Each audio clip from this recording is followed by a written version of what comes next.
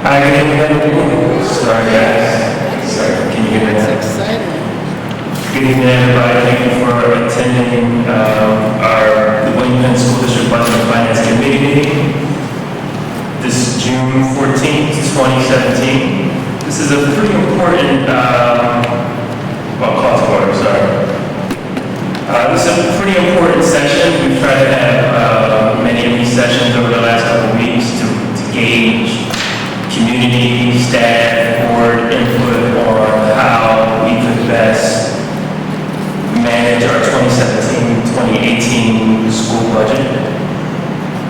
This upcoming year, through all of our potential revenues, through state property tax, and federal revenues, we anticipate a shortage, a gap of a little north of $3 million. This is a gap that there's no proposed programming increases whatsoever from the district. This gap is pretty much a result of some federal cuts, as well as the proposed state revenues from Pennsylvania, which, and I don't want to beat a dead horse, as we know, we're a critically underfunded district, roughly $5,000 less per child than the highest performing school districts in Delaware County.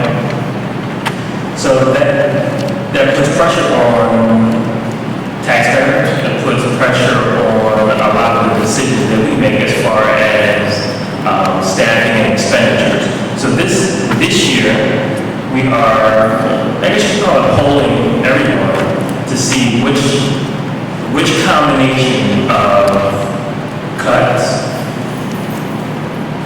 and potential tax increases will make this budget gap of $3 million balance. So I thank everybody for being here, and I look forward to some discussion. We will first have Jeff Cuff go over some of the presentation that we presented last week with the proposed balance sheet as it stands right now. And then we'll kick it into a little bit more community discussion and board discussion. Okay? Can everyone hear me?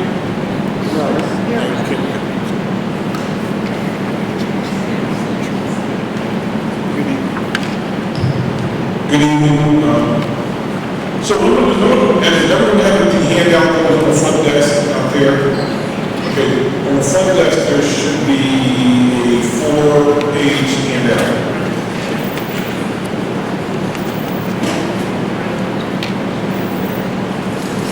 Actually, there are 3 handouts out there. One is the handout which is the agenda for the night.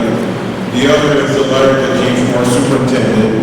And the third document is a letter from all of our local legislators that we're going to need everyone to call and ask for support, ask for changes in our funding, particularly this year, but going forward.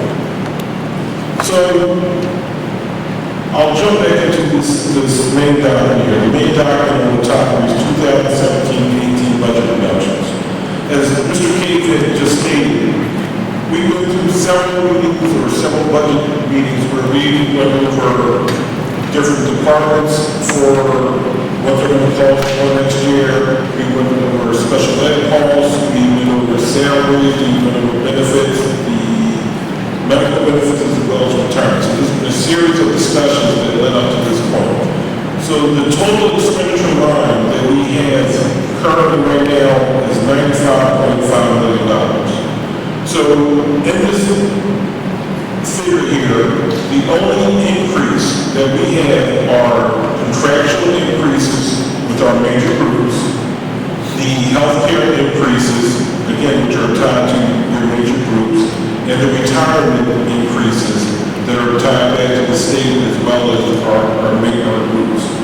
There is only a few increases in this budget that are outside of that, and those are tied to the mandated costs that are associated with special education. So if you look at the second box there, where it says the major budget increases and decreases, Under the expenditure portion, you'll see salaries are increasing, and this is a combination of contractual obligations as well as cutting several positions out of the budget right there. The medical increases this year, the district as well as 13 other districts in the Delaware County are part of the healthcare consortium that runs through the DCIU. Retirement. You're going to hear a lot of conversation, and if you're not aware of it, I'll try to get you up to speed on it. Every employee who works for a school district, Penn or throughout the state, is part of what's called the Pennsylvania State Employee Retirement System. Anyone who works for the state is part of the same system, which is not called PEASER, it's called SERS. So what happened here is, about 6-7 years ago, they really stood back when the boom hit with the economy. They realized that the retirement system was underfunded. So in an attempt to get it funded properly, the burden was shifted to increase the amount of contributions in the PEASER fund. So I'll date back to 2010 or so, the contribution rate for PEASER was roughly 8.5%. Actually, it was less than that. I'll go back that far. Currently, right now, PEASER's contributions are 32.04. So there have been gargantuan increases in the PEASER's rates over the last 7 or 8 years. So that's why you see that major increase in retirement costs right there. And the other two sub-line items you see are approved private schools and PCA costs.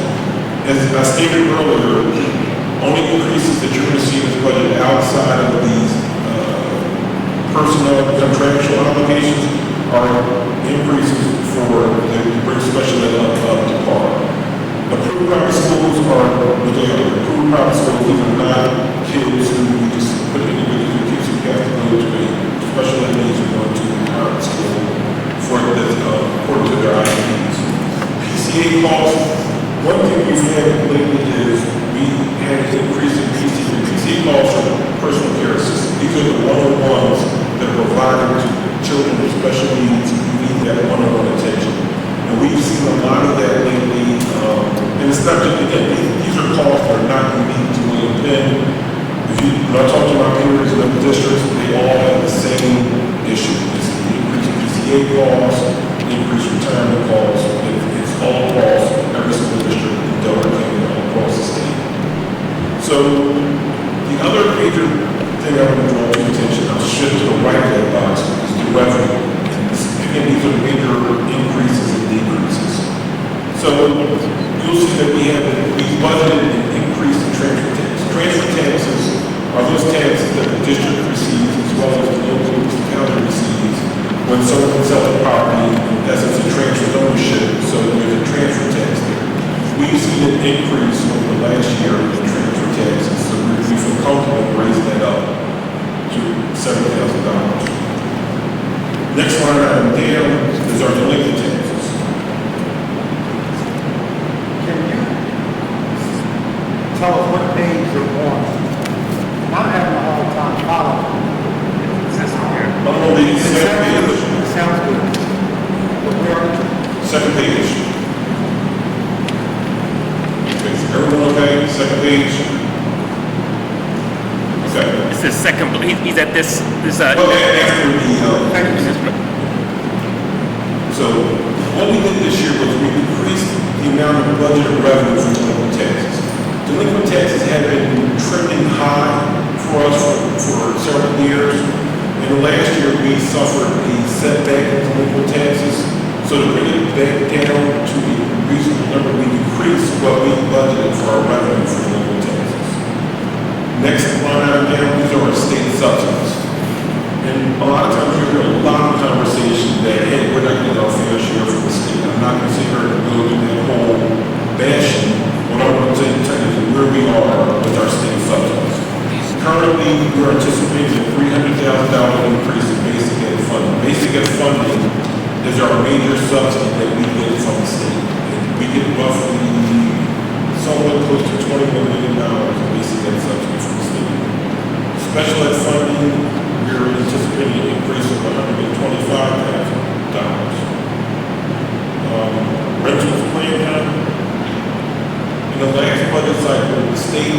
approved bank plan kind of money. So we're anticipating an increase. This is for the project we did with Ardmore. So when you do a construction project, there's a certain portion of what you pay that you're able to get reimbursed for. So a lot of that money was backlogged. The state just approved it in the last budget. So this is going forward. We're anticipating an increase of roughly $145,000 per year going forward. Transportation. The state this year, in their preliminary budget that they put out, they reduced transportation by 10% statewide. So there's a lot of conversation out there from legislators that they would not approve a budget this year unless the transportation got placed back in. Right now, we have not heard anything. It's the middle of June. So we're going with a side of caution to take that $120,000 out of our transportation subsidy. The other increase, the major increase we have is our increase for retirement. Again, as retirement costs increase, our subsidy for retirement increases as well. Because retirement subsidy is basically paying us back a certain portion of what we put out. So that's why we see a significant increase in retirement increases next coming year. Next line item there is our federal subsidy. We've been trending positive with IDA money, so we are budgeting $100,000 increase there. Title II money, the new administration that was voted in, there's been a lot of conversation that a lot of the federal entitlements money are going to disappear, particularly in Title II. We know for a fact that Title II will be reduced. And Title II will be offered on a competitive basis. So even though we can reduce our amount by $230,000 and the budget line item is roughly a little over $200,000, there's no guarantee that we're going to get that Title II federal money. So there's a good chance if we find out that Title II money that we do not receive will freeze that revenue side, it will freeze that expenditure side, so it'll have a neutral effect on our budget. And the other area we have is access money. So over the last couple of years, we've been trying to improve our collection for access and getting access again. This is medical access. This goes back to the government, federal government as well. So there's been a lot of conversation again, just like for Title I that it may be here. There's a lot of conversation regarding access that is tied to the Affordable Care Act that this may disappear or this may go away. Right now, we're budgeting an increase of $125,000. But a lot of this remains to be seen as to whether or not we're going to get that full amount of money next year. So, and I wanted to show you that the last line I'm see in that box is a $2.4 million figure. That $2.4 million figure is the amount of money that we used from our fund balance last year to balance the budget. So I'm going to repeat that one more time. That $2.4 million figure is the amount of money we use from our fund balance. It depleted our fund balance so that we can balance the budget last year is not to raise taxes higher than what we did. So I want to make an analogy with that so everyone understands. When we use that fund balance, it's similar to using your savings to offset your home expenses. Once you use that savings, you do not have that anymore. So this is where we're at. This is why we have the gap that we have, because we have used our savings to balance our home budget. That's what we have done. Okay? So that leads to where we're at. So factoring all the increases in expenditures and increases in revenues, we're sitting burdened with roughly a $3 million gap between revenues and expenses. So there's been a lot of conversation, and again, the actual process, this is some of the conversation we'll get into later on, but what you're going to look around, if you look around to a lot of districts around in Delaware County, and just across the state, a lot of districts are using their fund balance to make it work. And there are times when we can do it, but when we deplete it down, that's a very dangerous move. And you're going to see, you look around our neighbors, to offset raising taxes, districts right next to us, districts up the road are using fund balance. And it's a recipe that you're kicking a can down the road, and sometimes that can's going to be too big to kick going forward. So someone asked the question, this is what we get to the discussion going forward, is where do we go from here? What do we do to bridge the gap? So outside of having a discussion on raising taxes, what we did was we sat down with the board president, the chairman of the finance committee, superintendent, HR, and myself, and we came up with a list of cuts or potential cuts. And that's on the bottom of this sheet right here. There's a primary budget savings, and you'll see to the right of that sheet, it says secondary budget savings. The primary budget savings are items that we felt that we could make cuts to personnel moves and some operational moves that weren't directly affecting students. These were positions that weren't directly informative. These are functions that we need within the district. We're basically going to spread that functionality around to other people. However, these are cuts here that we thought would not be as detrimental as right in front of the kids. The second column over, the secondary budget cuts, these are more extreme cuts. These are cuts that are directly going to affect the kids, directly going to affect the parents, directly going to affect everyone. So those are the more extreme cuts that are out there. We went over a lot of this last week. So what I would like to do is, at this point, we can open up the discussion. Rafi, we get the discussion from the board, and then we'll go straight to the public.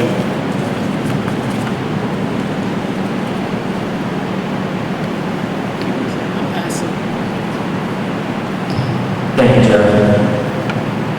So that's the bad news, and I can't guarantee that it gets much better this evening. However, we have some really great people here in the audience and on the board where we're really going to appeal to your opinions tonight. What I'm not going to do, just like Jeff said, is bash our state legislators for encouraging us in this, to be in this hole. However, I think this board has been had a lot of foresight in doing things like renegotiating our debt very aggressively over the past few years. We've done things like outsourced almost everywhere we could, renegotiating all of our major contracts, just so we can continue to try to stretch what we do get. So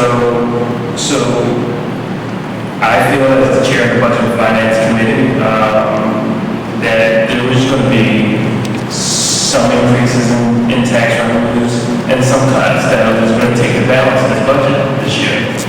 What I'm going to do is, if you guys have some commentary, we'll pass the mic down the board. The cuts listed at the bottom, these aren't the guaranteed cuts. These are just giving a price tag, if you will, on certain line items. Simple math tells us, we just got to get as close to 3 million as possible. So as a community, we'll get it done together. It won't be beautiful. I think everybody will feel a little bit. But I think we were very conscious of our taxpayers, especially in this budget. My recommendation coming out, and I'll just start it. I know our taxpayers have spoken. There's no tolerance to go to the maximum, I think, in our community. My recommendation will not be going to the maximum. However, we'll have to offset it with the associated relative cuts. I'm going to pass it down. If you guys have any commentary, we can take it off of what I said and get input in the more audience. That's all right? Okay.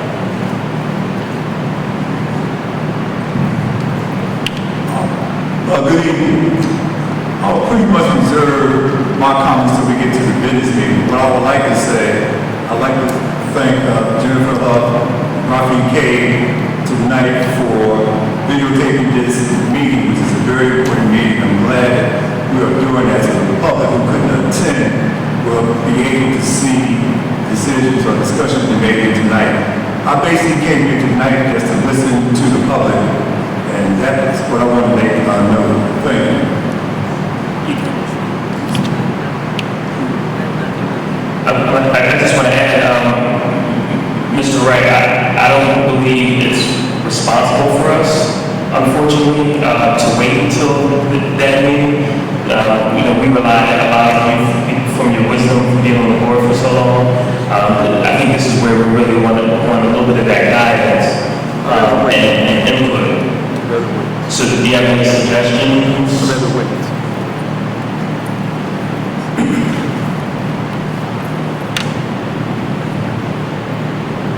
So I just want to call attention to this back page. So it's often misunderstood how much your taxes will go up. So if you look at that gray bar in the middle and you know your house's assessment, not what you paid for it, not the market value, the assessment. If you don't know this number, you can find it on any of your tax slips. Your school tax, your borough tax, your county tax will also tell you. Right, so in our district, the average house value is $75,000. Your house may be more than that, it may be less than that. Although you can know that. So if we were to do a 3% tax on a house worth $50,000, it's $66 a year. On a house that's worth $75,000, it's $98 a year. I just want to make that clear because that's often a misunderstanding. It's not what you pay for your house. Your assessment is usually about a third less in our county. Okay? That's all for me.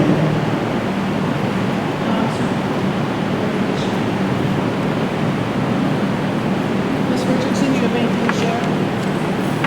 You will? Anything to share?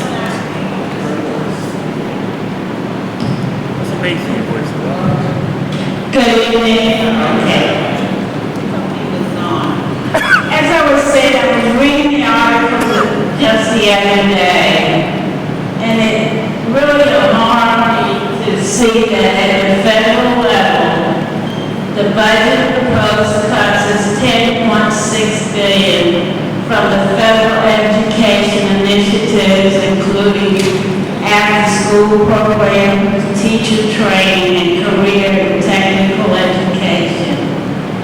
And in the meantime, to reinvest $1.4 billion of the savings into school choice, including $250 million for vouchers to help students attend private and religious school. So what I'm saying to you is that public schools are not a priority for this administration. So the board and the community have to do more with less. Tax increase is not a word that you want to hear, but we have 6 boroughs, we have schools to run, so we have to do what is best for our children and the schools. Thank you.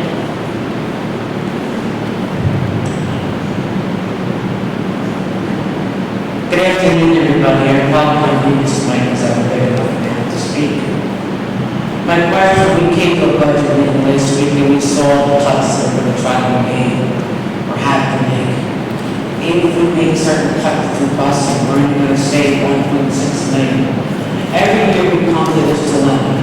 What I found when I faxed every congressman, legislator, my faculty, she found it this week. We are not fair funded like every other district. We have the most gorgeous district in Delaware County, other than South stuff up the Darby. I think we should get more money because we don't have the tax base that we need to survive in this district. I would like to ask other questions, but I don't know if this is the time when, and Jen, I understand what you were saying, if your house is assessed at $51,000, your payment's only going to be $66 a year. I work and help with the tax people. I helped over 260 people get a payment clear. That's before court law comes up. Now I'm trying to get a list of foreclosures in the boroughs. How many each borough? Because the people are actually walking away from their house because they cannot afford the upkeep, the tax, and having. Now, my question is this. If so many delinquent taxpayers, meaning landlords, do I feel that we need to pay the tax and pay it up? Because they actually try to get on the format where they can get relief. They're not allowed to do that. My other question is, if you make a good company that's owned this taxes for several years and keeps getting let go for 7 years, why is that? If I didn't pay my taxes, my house would be taken away. And I want to know why this is happening. Can you hear me say that? Then you speak closer to this. The only reason why I can't, I have hearing aids, I'm deaf, and this gets closer, it kind of gets a ringing in my ear. So my question is, if we're going to cut busing, we were only, Jeff, we were stating that we were going to bus to charter schools and special ed, not to our children, am I correct? That's what the 5%, I'm not speaking out of turn. If busing was to be cut, busing for our kids, we just don't provide busing for special ed children as well as charter school children. Yes, I got that, because then we're going to be saving 1.6 million. Correct. All right. My problem is, why are our children and our families who pay tax and pay for busing get screwed? And excuse me if I'm talking attorney, but this is the only way I can speak, because I'm not that. We're getting the short end. And you know, every year we get this, we get that. We get these several contracts, and everybody got their increase. Now we get to the point, yo, we don't like the money. We're going to make this cut, and this cut. Well, as a school board director, and I don't get paid for my job, but I love my job as a director. I feel it's wrong. I don't know, I would ask another question. Success for all. I'd like to know what that's costing us. The Chromebooks are costing us. I don't know how many people are facilitators for Success for All. We do have one person that is a facilitator. I don't know if I'm pronouncing the name correctly. Tanira, she's paid by the district and she travels to and from each school for Success for All. I think we need to look into this amendment where the cost is getting Chromebooks. I got a call from a parent last week saying her child had a Chromebook and was very upset. What do you think she did? She threw the Chromebook. She threw it. This is how we gotta watch where we're spending money and get it back. So it's successful, it's not working. And it's costing the district a lot of money. And we always say it's better for children. Let's start using money for better children. That is my philosophy. Thank you.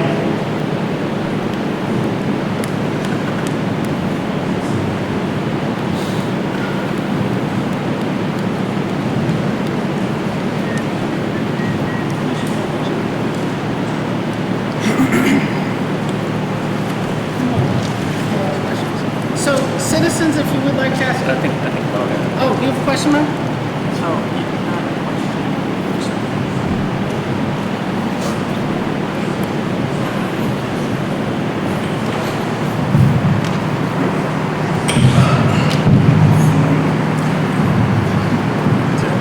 Hello,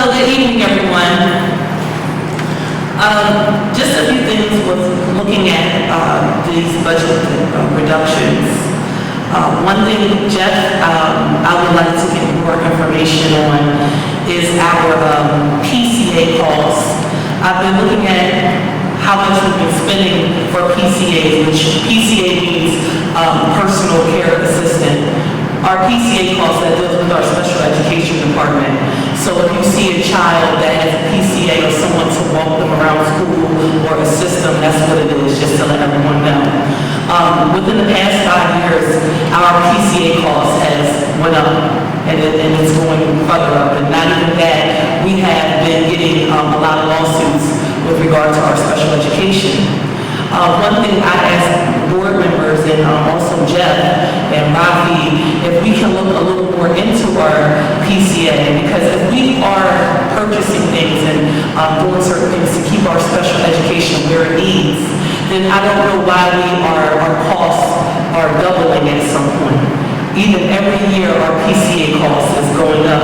And I do understand, and I'm saying this because it's out of respect, special education is a touchy subject, a subject that a lot of people do not like to talk about.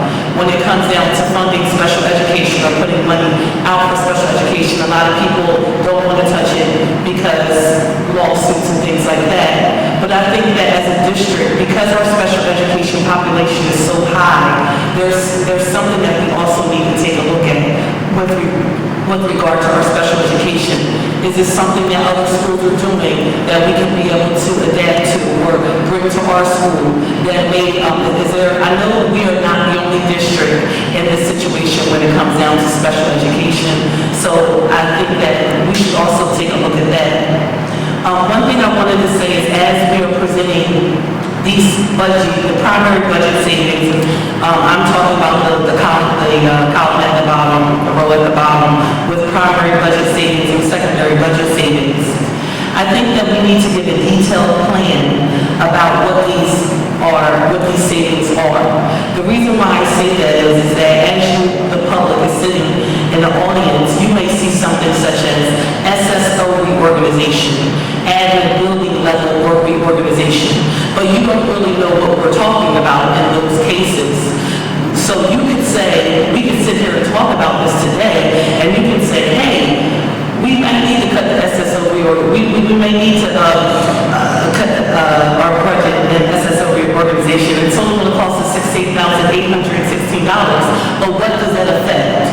So these are the discussions that I asked our board members and Jeff and Rafi, if we really have discussions about what these are. Our one-to-one Chromebook initiative, that's $188,692. If we cut that, or as we see savings, who's being affected by it? What are the pros and cons? These are the discussions. How many people are affected by the one-to-one Chromebook? I would like to see sub-notes underneath each category to discuss to the public, so the public knows exactly what they're seeing in front of them. Because I think that sometimes we may look at things and we may say, like for instance, the SSO reorganization. Well, what do SSOs do for us? Does any of our parents, anybody know what an SSO is? Okay, so there are safety officers. They're the ones that are keeping our buildings safe. So you may raise your hand and say, hey, we can reorganize that. But wait a minute, who does it affect? Because we already know that we have a safety issue in some of our buildings. And I'm not saying it's an issue that happens regularly, but we know there has been an upscale of violence in some of our schools. So we have to think when we talk about these cuts, we really need to have a better breakdown. Half-day kindergarten. I need to know. We may save $957,000, but to the public, I may know what the cuts are. As a board member, I might understand it, but I feel as though that the public may have these questions, and we should give them something so they can get a better understanding of that. Thank you. So thank you very much, everybody. And just to touch on that point, so we had our meeting last week where we did go into a little bit further detail on things. I mean, I understand that, but what if some of the people that couldn't make it last week, So that's why we recorded it and aired it. But let me clarify something for you. Some of these topics are employee contractual, so by law, we're not able to speak about them except for an executive session. So we had a brief executive session after the last meeting where we went into further detail. but that's not, okay, that's not what I'm saying. What I'm saying, excuse me if I'm wrong, I understand we cannot talk about personnel matters. I understand, I can't say I'm getting rid of Ed Flynn from the SSO group. We don't have an Ed Flynn, but I'm just saying I can't say that. But as a taxpayer, what I'm saying is that if we can at least, for instance, SSO reorganization, if you said we're saving 68,000, so I'm going to get rid of 2 SSOs or reorganize an SSO at this building, in this location, so they can know what it looks like. So they know what it looks like, because if we sit here and we have this discussion, and I'm all for it, I do understand, we are up against a rock and a hard place. This is something that we do not want to do. Every school district is dealing with cuts, especially public schools. Right now, I just really feel like public schools are the last thing that anyone's thinking about. We're all thinking about private and charter and things like that, where public schools are suffering. Do we want to make these cuts? No. We do not want to make these cuts. But what I'm saying is to have a fair, transparent conversation with you, we have to present you with that information. And yes, I do understand we're on videotape and you could have watched it also last week, but I'm just saying we like to give things in writing. We should also give a breakdown so we can understand, so taxpayers can understand. But like I said, I want to just say, it's a sad thing that we have to make cuts. It really is. We should not have to come to this decision, and it's a sad situation, but what I would like to do is not just present the public with other great information that we can be able to help them, but also let's talk about the plan, the pros and the cons. You know, let's iron that out as well. Thank you. And that's what this meeting is for, is to go into detail on things that we can talk about, so we can be, just like Coach Boyd said, as transparent as possible.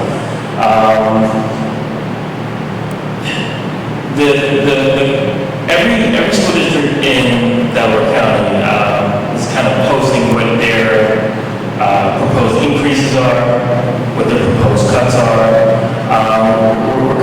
We've been absorbing some of the feedback from other school districts, and we're still doing more to offset the taxpayer burden. I think more than any school district. There are wealthy school districts that are having proposed increases way higher than what we're looking at. But let's go through some of these. Let's answer any questions. Let's talk about some of the proposed impact. And again, this isn't a list of things that somebody's come up and say, yeah, we're cutting. This is just an itemization of giving them an idea of some proposals that aren't directly impacting or have a little less impact to student achievement. So, for the employee level ones, can't go into a lot of detail, but as far as SSO reorganization, we're looking at the top level of our SSOs. Maybe not replenishing the few that are leaving, but looking at restructuring just the top level of our SSO structure, of our school security officer structure. School security officer. School safety officer. Well, and again, these are some of the things that can't go into specific detail, but we are looking at the hierarchy and seeing how we can restructure that. Absolutely. Where are these SSOs? They're stationed in the schools. Okay. Where and what schools are they located at? What are your most troubled schools that require this amount of money to be spent? And what other remedial action have you taken to offset $68,816? correct me if I'm wrong, school safety officers are as much as taking care of problems within our schools as the outside coming in. So you need security in the front of your building. We have one security officer in every elementary school except for Bell and Ardmore, and that's just due to the size and the configuration of the building. How many in Penn Middle? 5 in Penn Middle, 4 at Cypress, and 5 here. So what you're saying is that the students who attend the school system at the elementary school level, is it for their safety, or is it for the safety of the children, or are they just bad children?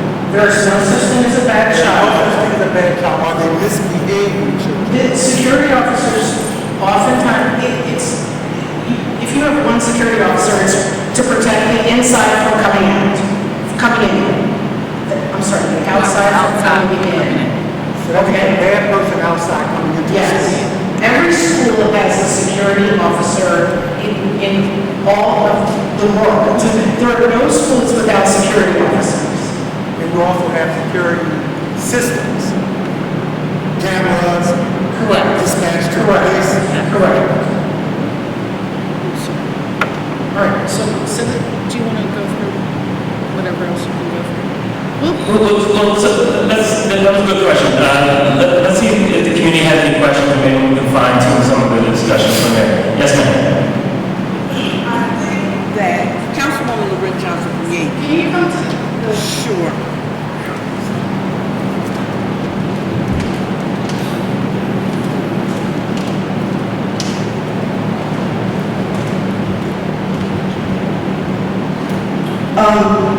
I think what you all are missing here is that people are losing their homes.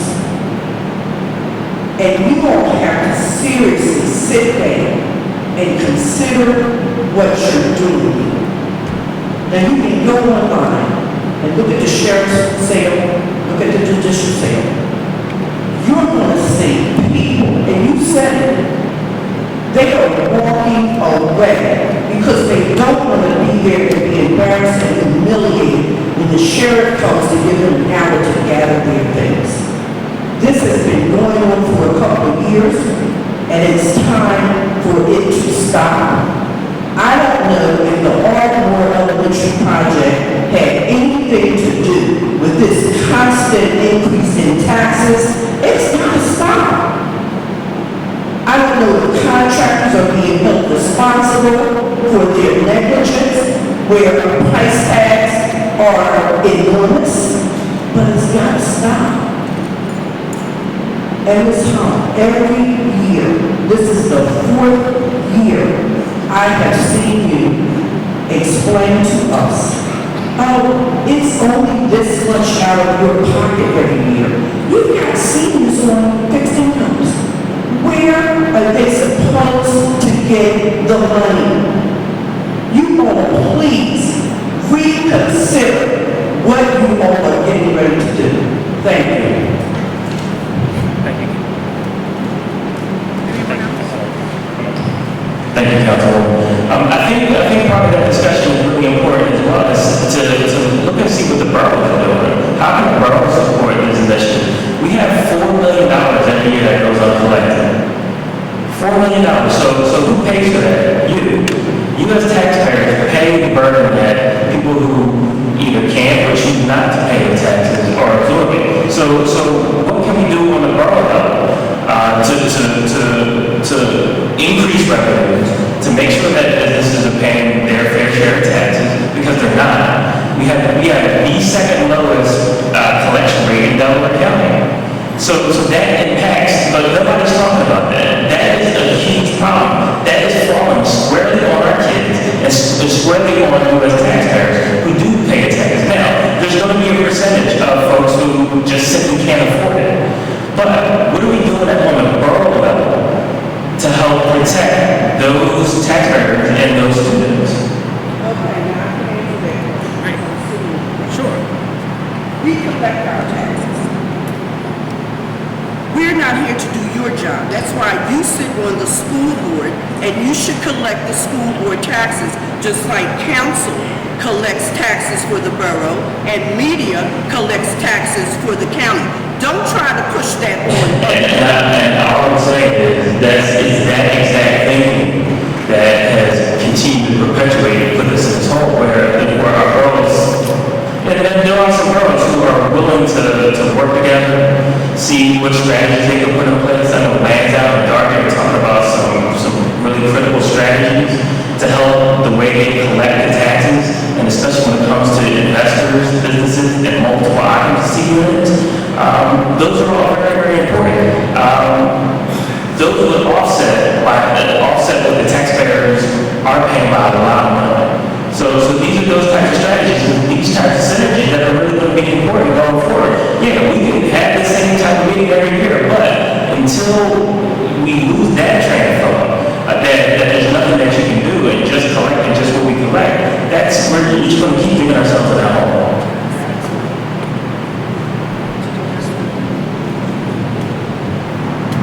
Hi, good evening. No, go ahead, let him, you got it.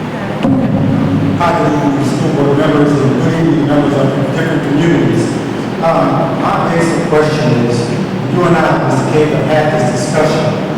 If you were able to collect 90% of the $4 million that's outstanding, how would it be spent? Do you have a model in place that would improve the education of our children and the condition of the schools as they presently stand? So miraculously, if you have this money, could we count on you to raise the standard of education for our children to what we believe to be at the bottom, to somewhere near the middle? And if you do have this plan, how long will it take for us to see measurable measures so that we know that the money we collected is going to the right places? That's a great question. Okay. I have other questions. Okay, let me answer that one first. I think for me, this is a nine-member decision, but I will answer what I feel is the most immediate thing is reducing class sizes. In communities like ours, communities of color, having a kindergarten room with 32 kids in it is doing no justice for those children. You're not moving the needle. So reducing class sizes by using those revenues to hire more teachers, bring some of those teachers back, to reduce those class sizes, be able to have more of that individualized instruction is paramount, and our communities need it. That would probably be the very first thing. Thank you. My other question is this. If you did what you just said, would that increase other costs? Pension, healthcare, administration, all those things would increase. We don't know right now how much, but that would increase. My other question is, if you use your argument, Ms. Huff, that it's only, and I understand this, I know you need to minimize it, but if you use that argument, that it's only this much, and then Ms. Johnson says it affects us all. My other question is, at what point it doesn't become diminishing returns, which simply means that the William Penn School District, like other school districts, just can't carry the weight. When do we get rid of the William Penn School District and go to a totally different model? Because what's happening is the federal government has a mandate. It rolls down to the state, it rolls down to us. At what point do we say, you know what? We just can't go back to the well anymore. The needle has not moved. It's more autistic children. It's more special needs children. It's poorer families. At what point do we say, or can we say, the William Penn School District is finito? No more. You're not allowed to say that. Well, and that's enough. The state can have a question.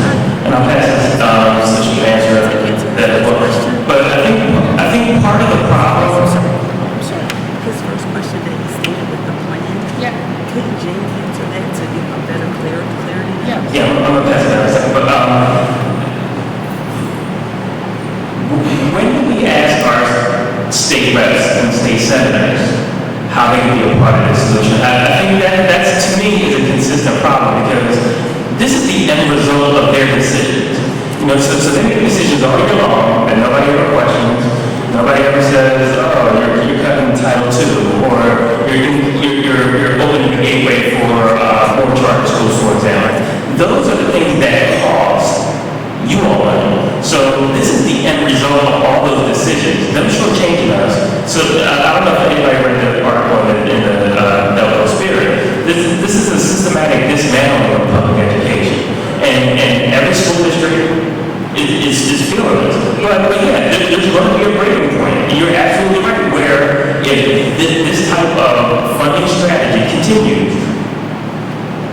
school districts, I know the school district in Erie closed their high schools.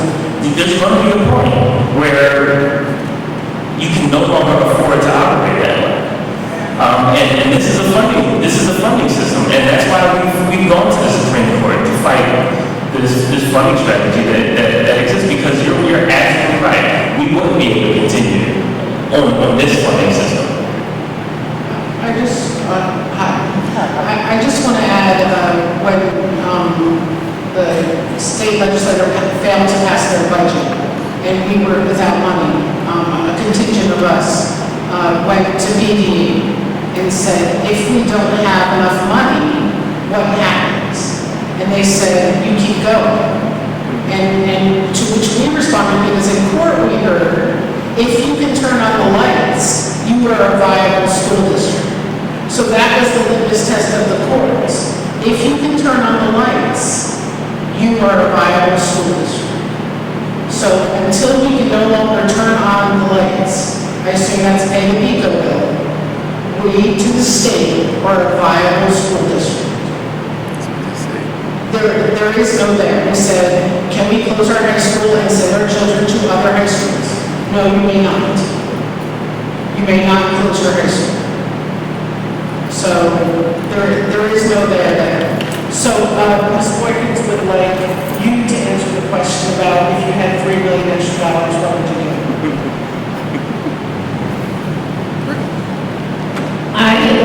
If with $3 million extra dollars, we would, I agree with Mr. Kay, we would reduce classroom size. We would look at what interventions we can put in place for our students that come into our schools that are struggling. Many of our students come in with no preschool experience. I would love to have a preschool so that we can educate our 3 and 4-year-olds so that once they hit kindergarten, they're truly ready for kindergarten. Many of our students come in with no preschool experience, which puts them at least a year to 18 months behind. So preschool, reduced classroom sizes. We also need to look at our curriculum at the high school. We've been using the same textbooks, the same materials for many years, and our students are suffering from that. I would also keep our one-to-one initiative with our students. I think our students do need that technology in order to be successful in the work world. Those are a few things I would do. I'm sure that would add up to $3 million very quickly.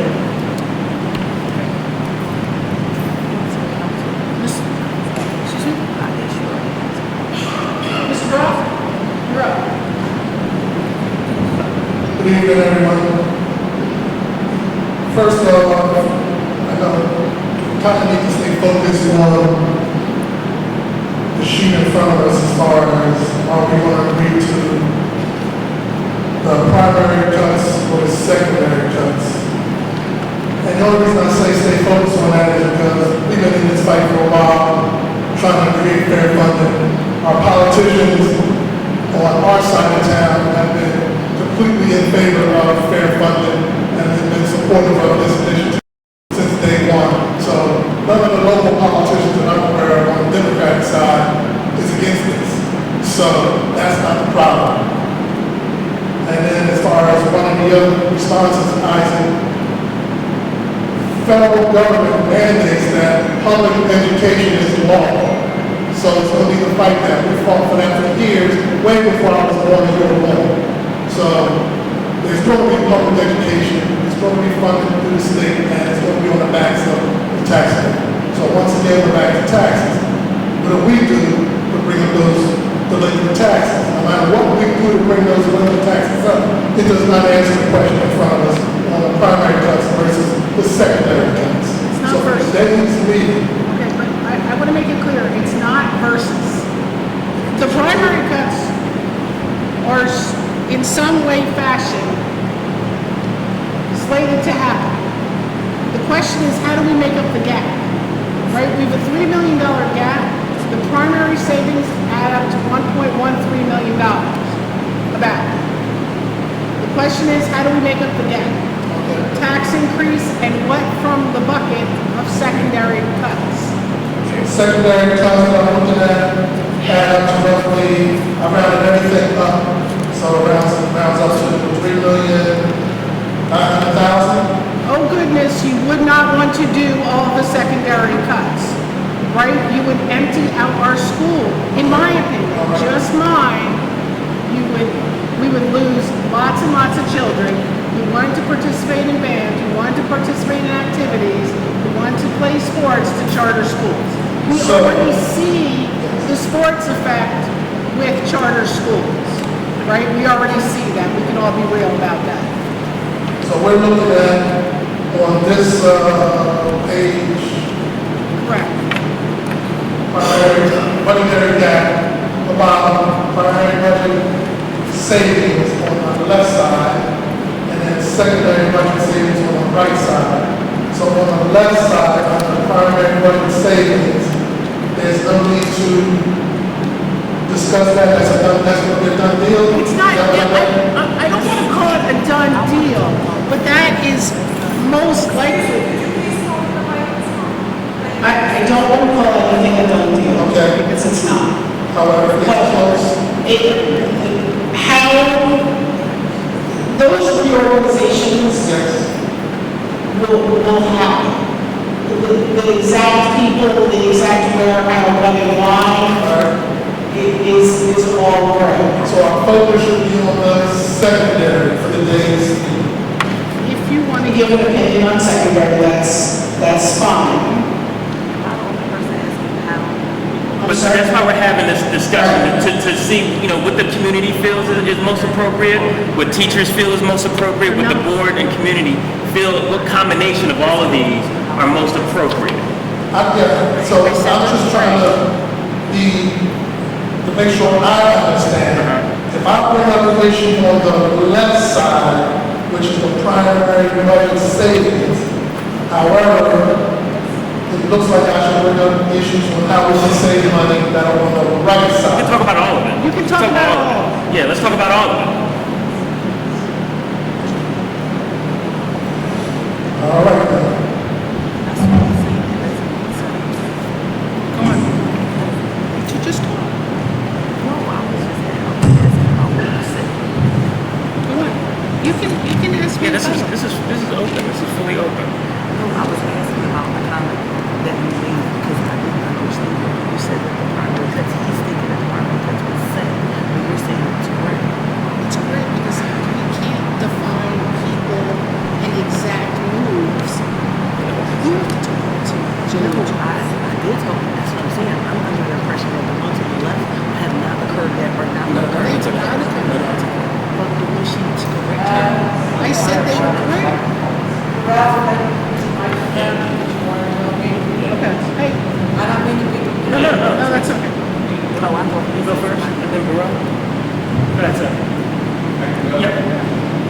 Okay, good evening, board, community. My name is Matt Downing. I'm a librarian at Penn High School, Green Avenue campus, and the Cypress campus. And one thing that isn't clear is they're planning on cutting all the libraries.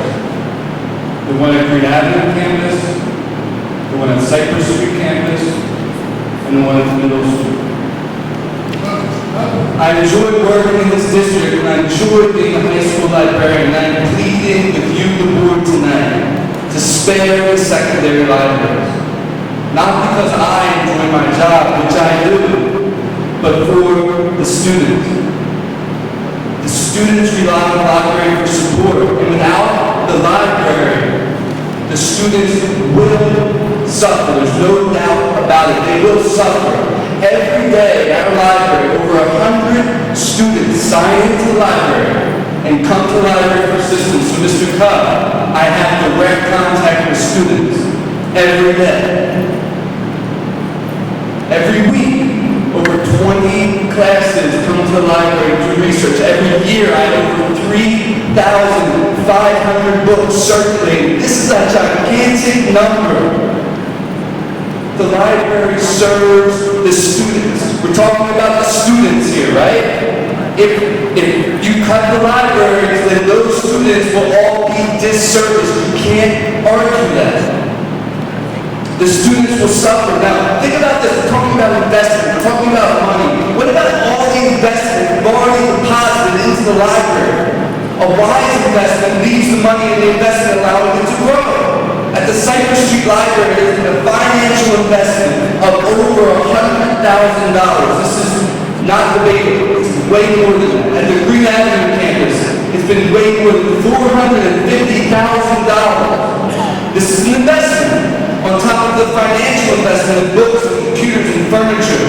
I have been developing the collection for years. If you close the library, if you guys decide to close the library, community, if you allow them to close the library, all that investment will be destroyed. Money wasted. Kids disservice.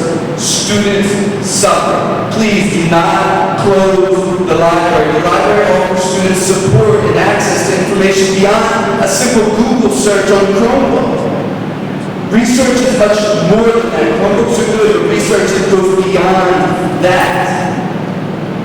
I help answer questions, I guide, I interact, I direct, I help students one-to-one. Our motto, our vision is to become college and career ready. I help students get there.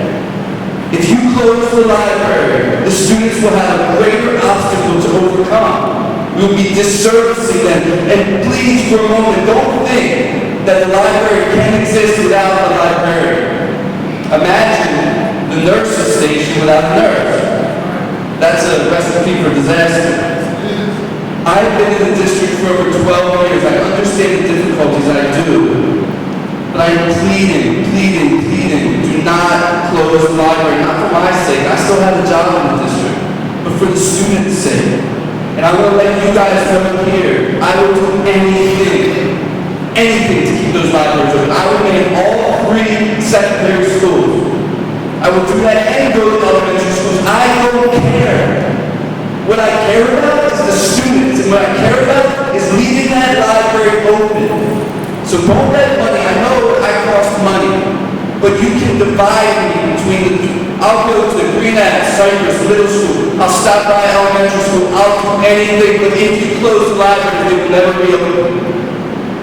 They will never, ever reopen because the collection gets decimated, the investment won't have, and it's over. Please don't do that. Thank you. Is that clear that you're closing the libraries at the secondary level? That's my question. Sorry.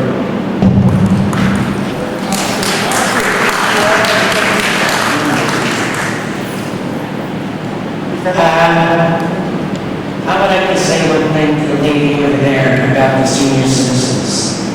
I worked very hard for them. This year they got a $15 increase in the Social Security, but they had to put $30 out of Medicare, so they really didn't get a raise. Also, to your question, I don't feel any library should close. My 4-year-old grandson knows the film better than me. I can't even read a book. All right, technology is going to kill us. Open the book and read the pages of black and white. That's where you're going to learn. Last week when I was in the budget meeting, when this came to light, what we have in our fund balance is $900,000. Even if we pass that tax, 3.7%, I'm being told we're $3 million gap. So, what I'm asking, and believe us, our job is not easy. We are here to work for our constituents. I put my hand in that Bible and I swear to that Bible. I try to do the best I can. The biggest problem is we're not getting the funding that we were promised. But you're right. One of the cuts can be made that don't hurt the children. One of the things can we do, like this gentleman spoke here, I would like all the communities to come for breakfast and talk us because we have to pass this bill by June 30th. But the legislative congressman can move theirs. They don't pass it. But why don't we, by law, must pass ours by June 30th? So my question is, if we pass a tax increase, some of these cuts may still happen. I don't know if it's the first one or the second one. I really don't know. I mean, I'm not going to pay more. But I'm more than going to pay the name next room like I think I am. This is a problem now. But I'm thankful you for coming up and speaking, because I ain't listening to this. And you are, and you have a problem. You really do. Darren, do you want to say something? Good evening. My question is about transportation. My child lived about 3 blocks from the elementary school. It's 2.4 miles to the middle school. I am 8 months out of receiving cancer treatment. I'm working 2 jobs to pay bills, to catch up on bills, to make sure my bills are paid and my taxes are paid. I am at work at 6 a.m. in the morning, most times until 9:30 at night. I cannot get her to school at 8 o'clock. Spring and fall, she can walk, it's daylight, it's through.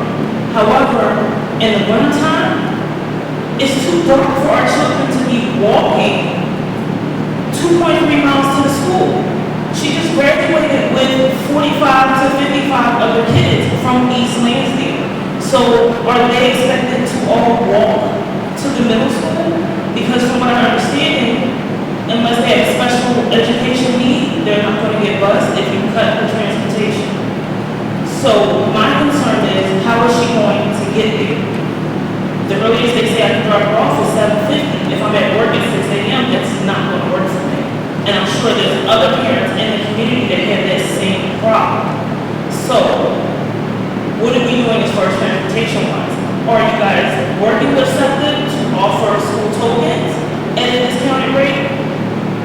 Are we, like, how is my child going to safely get home? That's another concern. What are we doing with the transportation?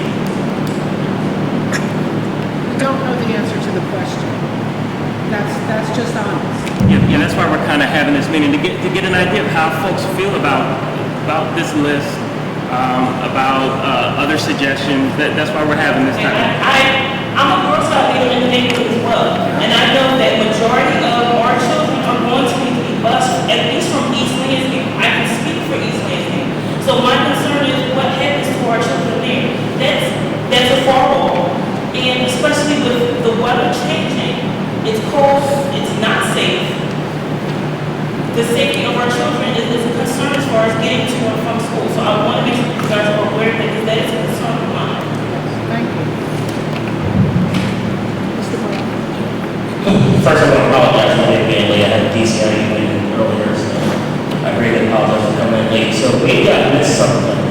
We're talking about closing libraries. Did I miss that before? We talked about that in executive session last week. The library was never in that. The library was never in that conversation because I don't understand why he Chromebooks and not have books for kids in the library. I'm confused. That was not discussed whatsoever in executive session. It wasn't. Rumor is that the teachers will be eliminated, not the library itself. Gotcha. That's a different conversation. That's why I'm saying eliminating libraries. That's why I asked on the eliminating libraries. Because at the end of the day, I'm a resident first. And we're all a resident for actually, including superintendent. We're all residents. We don't want to see our community without libraries. So just know that we're on your side of this too. But it's a tough job. And we're okay taking your feedback. Please, by all means, give us as much feedback as possible. Because there's a lot of things over here that we don't want to cut. And that we should not cut. I'll say that publicly. Because we're here to educate kids. Taking away libraries is not what I'm here for. It's not what I'm for.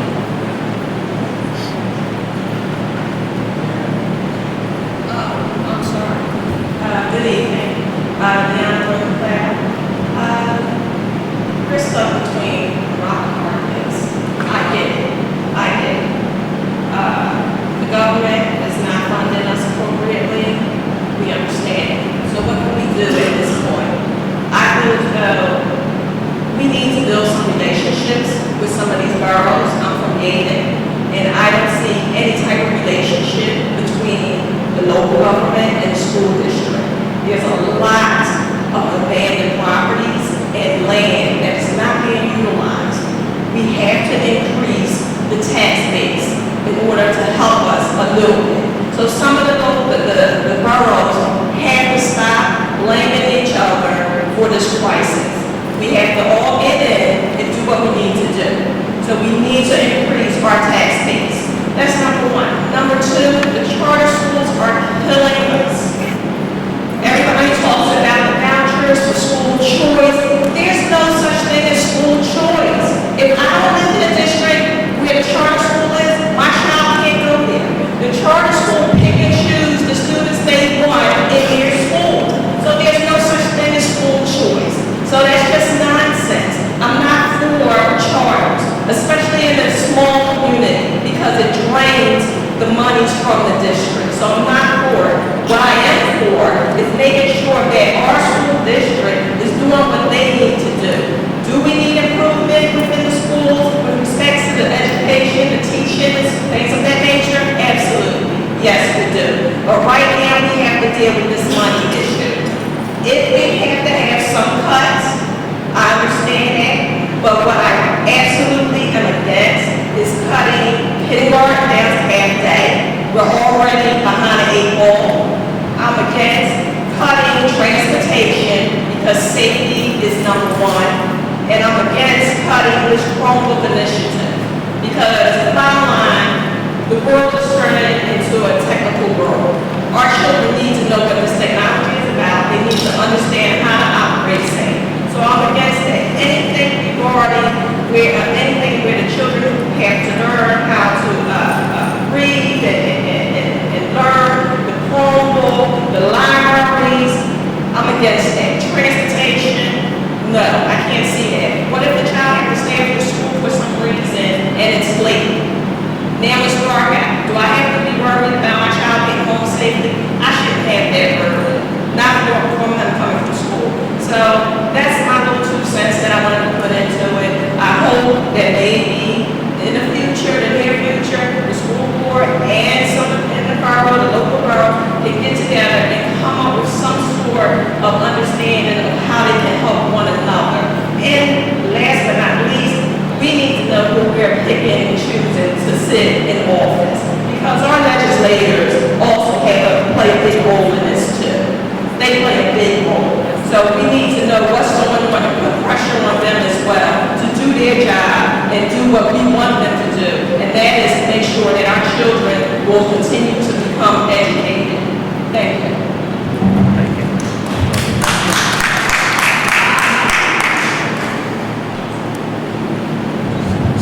Sorry, did anyone else want to speak? So, okay, sure. So I just want to give other people a shot. Yeah.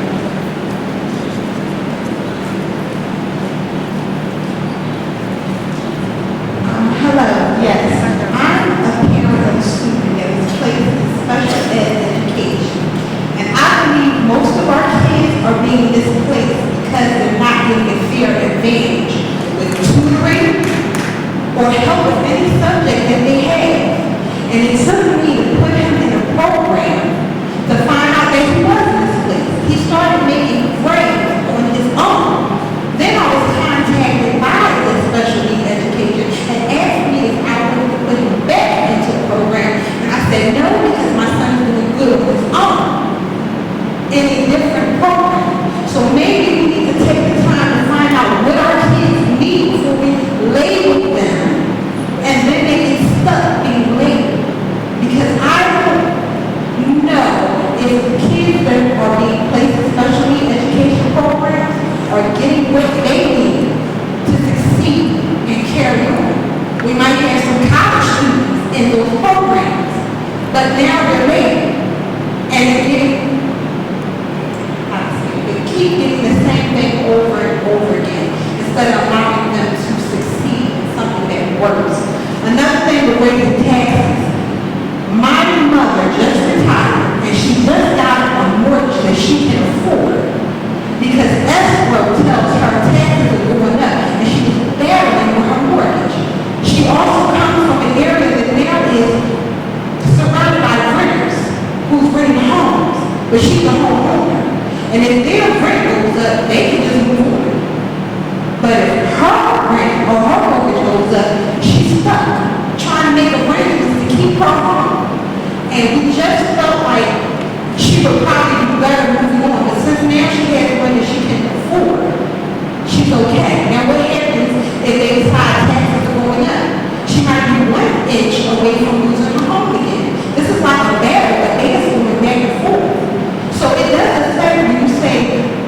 want to be raised a little, but what are your people that's living in the area going through? They're trying to pay their bills and keep up with their mortgage and their taxes over that. What about the people that own the homes that are running them out? Who are they running out? I'm like, I don't understand how it is working. If they can't afford, they move on.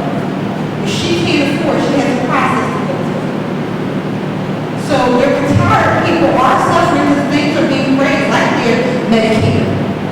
She's just going through the process. I don't know about it. It's her first time going through it herself. There's no one she can ask. But it's kind of scary out here because things are moving, escalating in price. But who's talking to the people that actually live in this area that dealt with mortgage, that dealt with tax rate? So basically, that's my statement. I don't agree with anything that's going to be cut, that's going to put our children further behind. And also take the time to find out what the children need in the school district before you make a way for life. Because it might be a detrimental decision that you're making for them. That's all.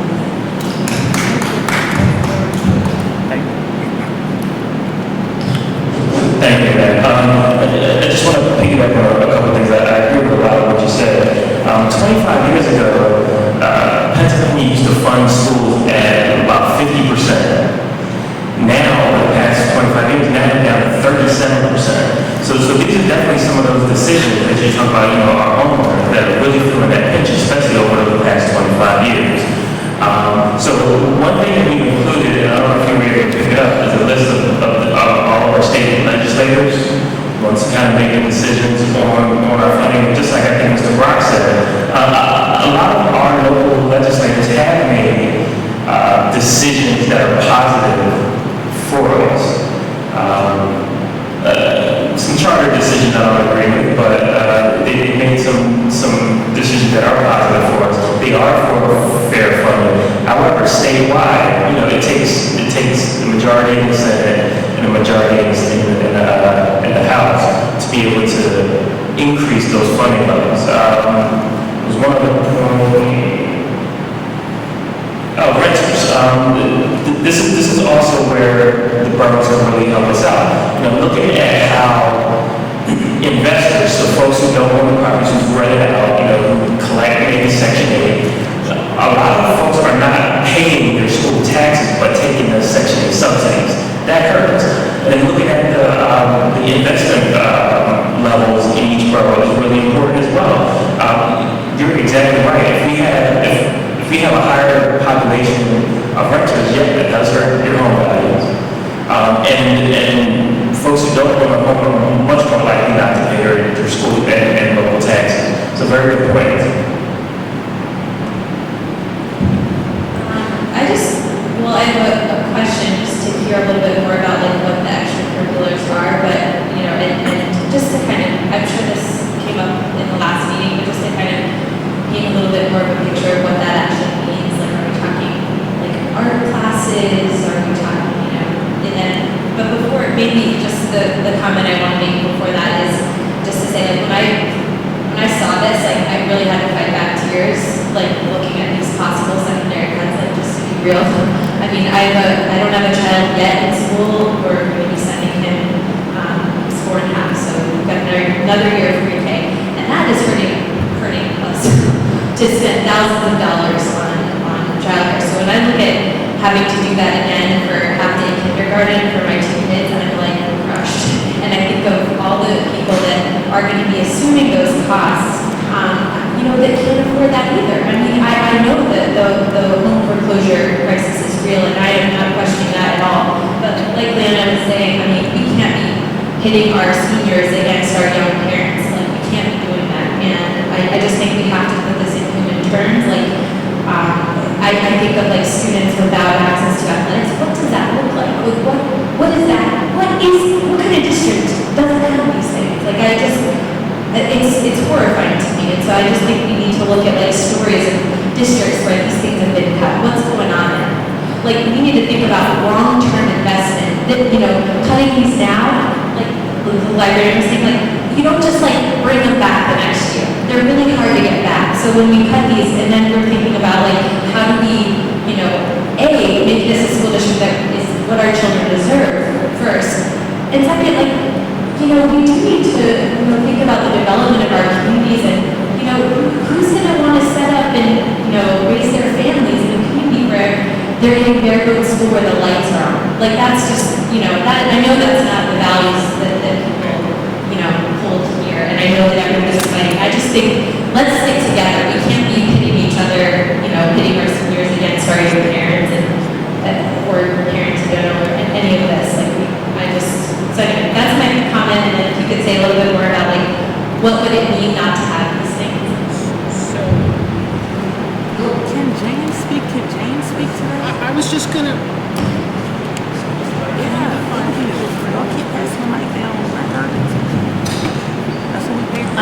Extracurricular activities are any things that our students would do primarily after school. It would be, I don't include cheerleading in sports, but it would be the cheerleading, it would be our robotics clubs, it would be any tutoring that we would have after school.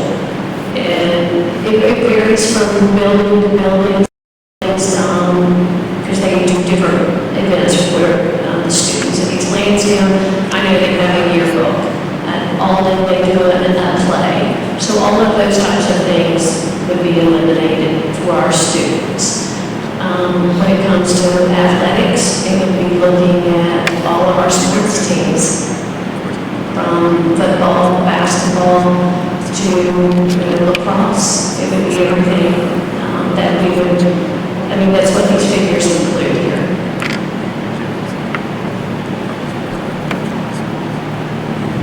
We'll take one more question, and I'm going to ask Jeff.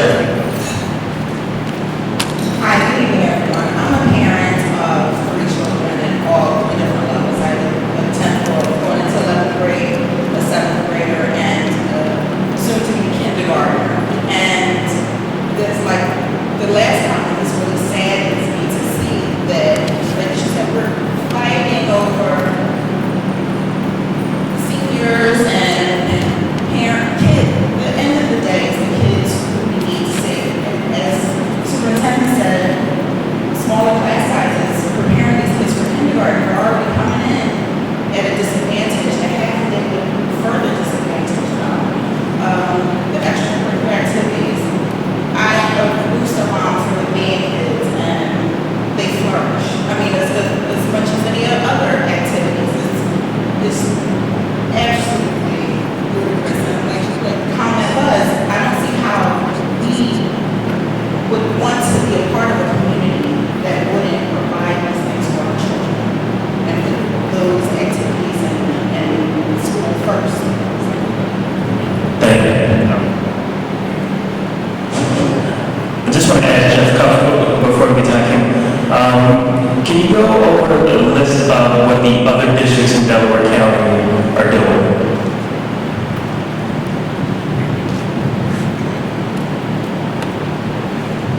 Some of this list may change because some districts have approved. This is what I've had from my last conversation with other business managers.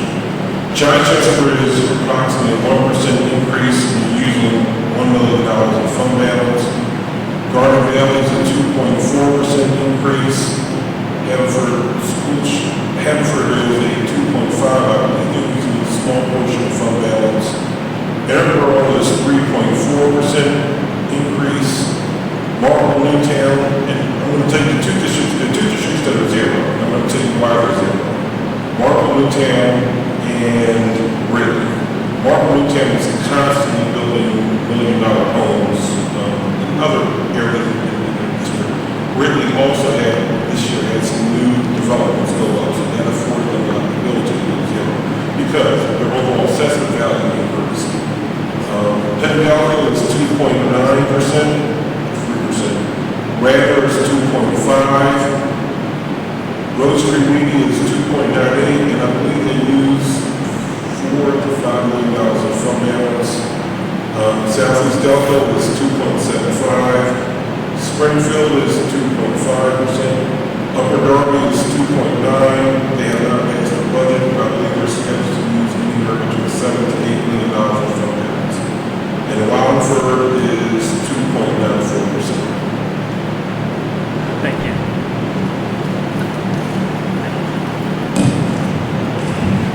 my last point, I want to say that we appreciate you giving us, residents, an opportunity to have input as it relates to the budget. And you've heard people make pleas about what they don't want to have cut, and I'm quite sure you anticipated when you sat down that this was going to happen. So to cut to the chase, you're proposing a 3.7% increase, correct? That hasn't been decided. We're just discussing, right? Well, that's the maximum. That's the maximum. That's the So maximum. having this discussion this evening and ascertaining what you've heard, what is the least amount of a tax increase that would be on the table? We know that 3.7% is what you're talking about. Having heard not only this year, but last year, the year before, and we went through this process, what can you honestly say, because you're going to increase our taxes, would be a tax that you would propose that we allow you to vote on? That's a good question. And that, sorry guys. For me, and I'll just put it out there because I am the chair of the Budget and Finance Committee. I do believe in accountability, and for me, I can't go 3.7%.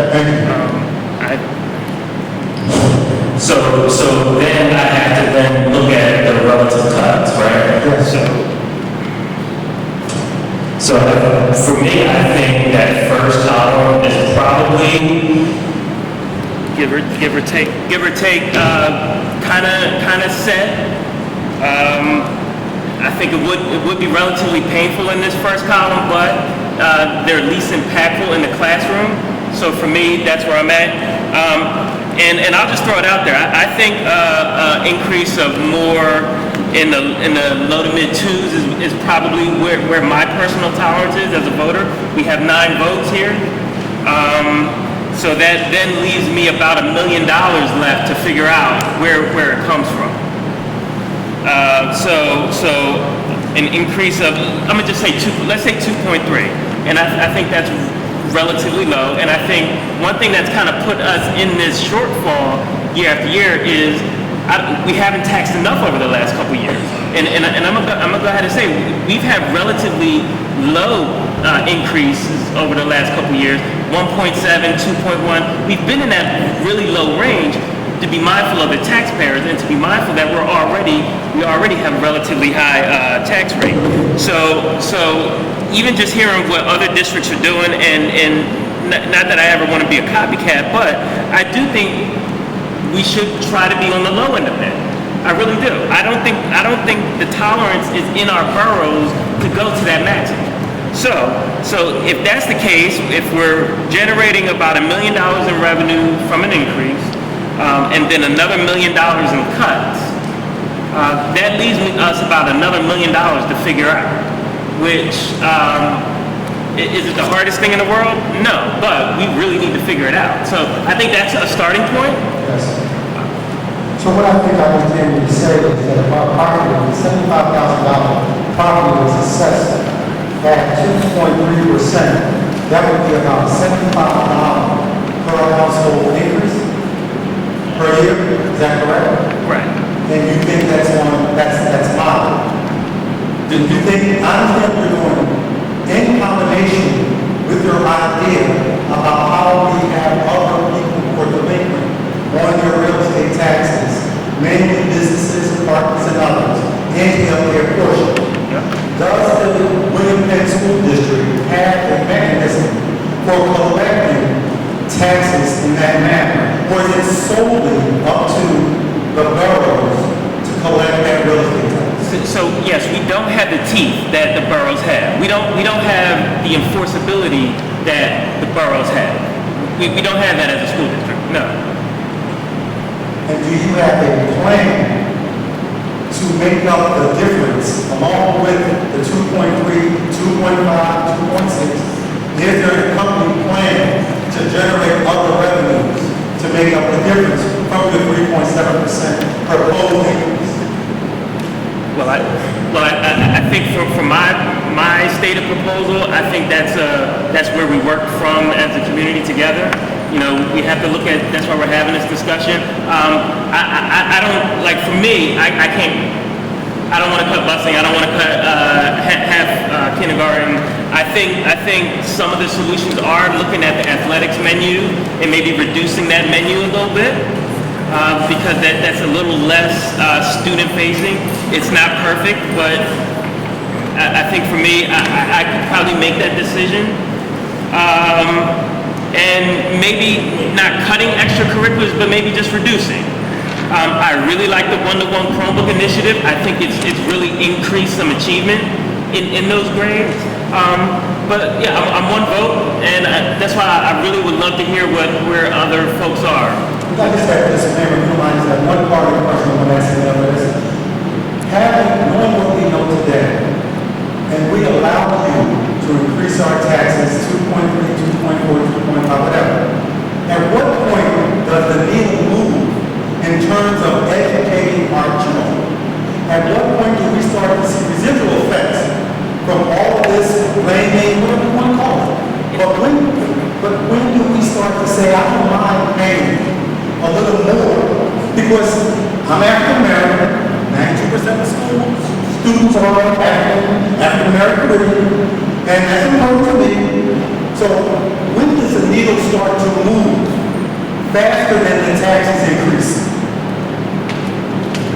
I don't know if that could ever happen. However, moving that needle is something that we've done over the last couple of years. Our PVOS scores have the what scores? Our Pennsylvania value-added scores have increased substantially over the last few years. Would that translate into people moving into our borough? Is that something we can market? It depends on how the community communicates that. No, I really do. I mean, I think, we have to celebrate some of the small victories and build off of them. I know our SAT scores have increased substantially over the last few years, which is a very important number. And it shows that the longer students are in our district, they outperform students who bounce in and out of our districts or who have come from other districts. So yeah, we are moving the needle. So creating more of that continuity is really, really important. But I forget who said it, Mrs. Rothklow, building that tax base is paramount right now. If the community can help us do that, we can move the needle. We can move the education needle. Teachers haven't forgotten how to teach, right? So I believe if we can support the families, if we can support early learners before they get to us, help them prepare them better before they get to us. 24% of all of our day one kindergarten students have ever benefited from a high quality pre-K. 24%. So it takes us well into the first year to even start where other districts are starting day one. So that's incredibly important. But doing those things, I'm incredibly confident in the talent that's in these districts, in our district, that we can definitely move the needle. Exactly how much, I don't know, I'm not an educator to be able to say, to equate that into a number, but if just looking at what we've done over the past few years, historically we've underperformed. I'm not asking to that. But what we've done over the past few years, I think it takes us to continue that momentum, but we need to do that together. Look, is it a mix of a little bit of an increase? Look, I've been tagged as like the demon of Yale for having to increase taxes, school taxes, by these small percentages over the last couple of years. However, I'm also in those schools every single day, and I see what your tax dollars are doing with these kids. My daughter goes to these schools.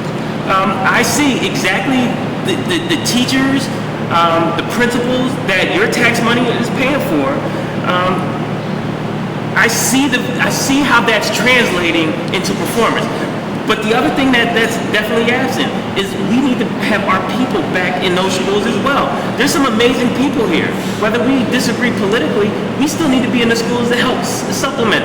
We are not a district we could just send our kids to school and forget about everything else. We need the parents' support. We need the community support. You know what I hear all the time, and excuse me if I'm going a little long, I hear too much, hey, I don't have any kids in the district. But you know what? They're all of our kids. So if we don't support those kids that we have in the district, then we're just going to completely fall apart. We've come too far to start falling apart. Yeah, it's going to take some cuts. Yeah, it's going to take some increases. Let's figure out that medium and let's move on and start winning again. Okay. Good evening, everyone. My name is Hakima. I'm a parent, also a taxpayer. I was having a conversation with my husband, like, we can't stay here. Then I thought about it, where are we going to go? Other districts are going through the same thing that we're going through. I mean, I think things to cover, listing those different percentages, because where can we go? Almost every school district, with the exception of 2, are raising their taxes. It's like part of the norm. So the question is, how are we being funded? That needs to be changed. Not necessarily, with the schools where they're cutting and proposed increases, it's how we're being funded. It's the problem. Why are we just solely being taxed on our properties? Why can't we have a combination of different taxes that the state imposes on us, such as the sales, the income, and the property? Why can't they mix it up and do a percentage of that? Why are we being tied to our property, which is killing us? I feel sorry for the city. I really do. I can't imagine. I feel sorry for the kids. They're suffering too. We take the athletics away. Where do kids want to go? On the street. Called trouble and headache. The arts. It's just so incredibly frustrating. And I think that the people that are really truly mad are not here. And that is our state legislators.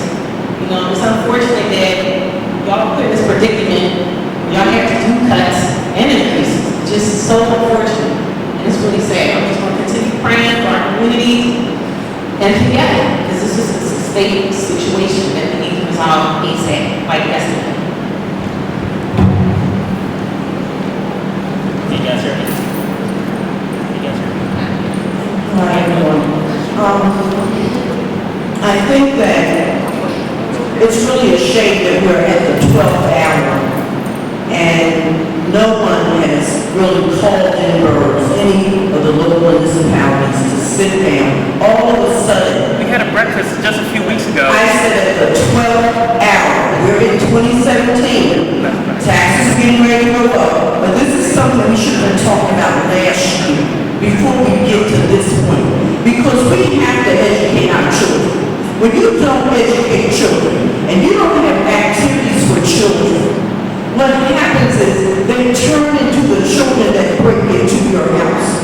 It is to our advantage to educate our children. We have to do that. But at the same time, we cannot look at seniors who have been in your house for 40 or 50 years and put them on the street. So we have got to do something here. And I would go, at this point, you have to go with something. So I would go with the preliminary budget savings. Thank you.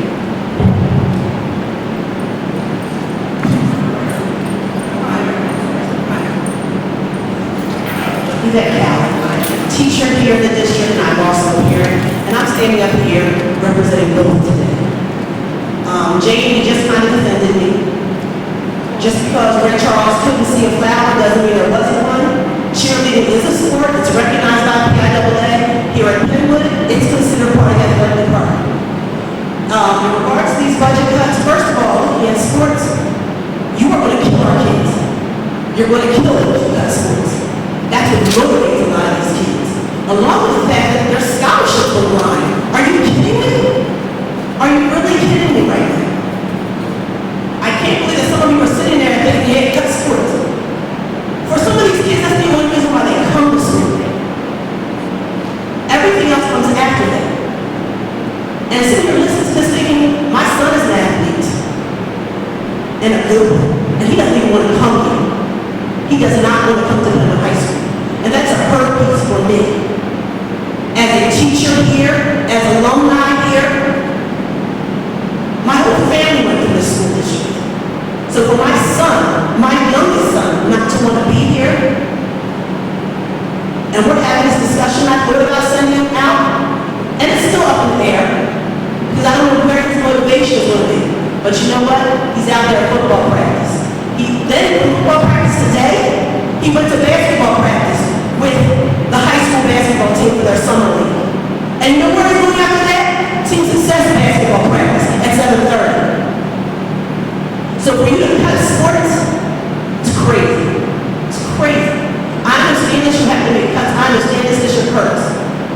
operation, we have problems, I understand it. But you need to really sit down and figure out where you're gonna make them, and how you're gonna make them, and what's gonna be beneficial to the kids. I have another issue, I've had this issue for a long time, and some of you heard me talk about it, the transportation. That's a big problem for me, and I've said quiet. Jesus, I'm talking. I've said quiet for the most part, for a long time, when you cut the first time. Because I am a child of a parent who walked the picket line, pregnant along with others, Ellen I, God rest her soul, to get buses for our kids who lived in the South and who had to walk. And to see you cut the buses the first time wasn't worth it. But I said, okay, parents aren't saying anything, I'm just going to play my part. Partially probably because I'm worried about the repercussions as a district employee for speaking up, and I'm not even going to lie to you. But now you're looking at cutting more buses? Like, that's not going to work. These kids aren't safe. They don't come. They don't stay after school for extra help because they don't have it going on. Like, we have to really sit down and figure this out in a way that's going to be beneficial for the kids. Because we say we're about the kids, but sometimes I'm starting to question it. Because I get to look at it from both angles. And as we sit here and talk in circles about some things and play nice with our words and have no substance with our words, we really need to look at this and be real and be transparent and keep it 100 with everybody. But we need to think about the kids first and foremost. And some of these nuts right here, on the secondary budget level, they're scary. They're scared. But I can tell you now, if you mess with our athletic program, and that includes cheerleading, and Jamie, you've heard me, you're going to lose a lot. People are going to leave. You know what happened when Lynn just left. That's my son calling me now. You know what happened when Lynn just left. And you know why Lynn left. I know you were the real reason why you left. That hurt the team, that hurt those kids. They were so dependent on him. So we really need to think about this. Our basketball program, all of our sports programs, all of them. And not the big news of my radio. That's crazy.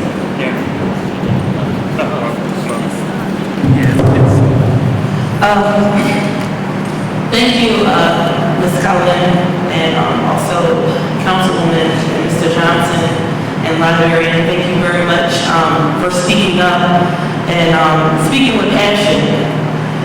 One thing I would say is it is very hard, I'm also with you as well, with looking at the primary and secondary cuts and looking at what could possibly happen. One thing was said was that if we raise our taxes to 3.7, still a possibility cuts are going to be made. So I want to reiterate that, because even if we do raise the tax, cuts are still going to be made. Another thing is, Ms. Calvin, when you talk about transparency, these cuts, what you see listed on primary budget savings side and what you see listed as secondary budget savings side, there was a group of people that discussed that on our finance committee that discussed that. Could we have had more at the table? Is it a possibility? As I stated, and I stated this in the beginning, one of these cuts that we're making, we need to have the forefront at the table. So for instance, when we decided that we have to take athletic district-wide cuts, make athletic district-wide cuts, was right at the table. When we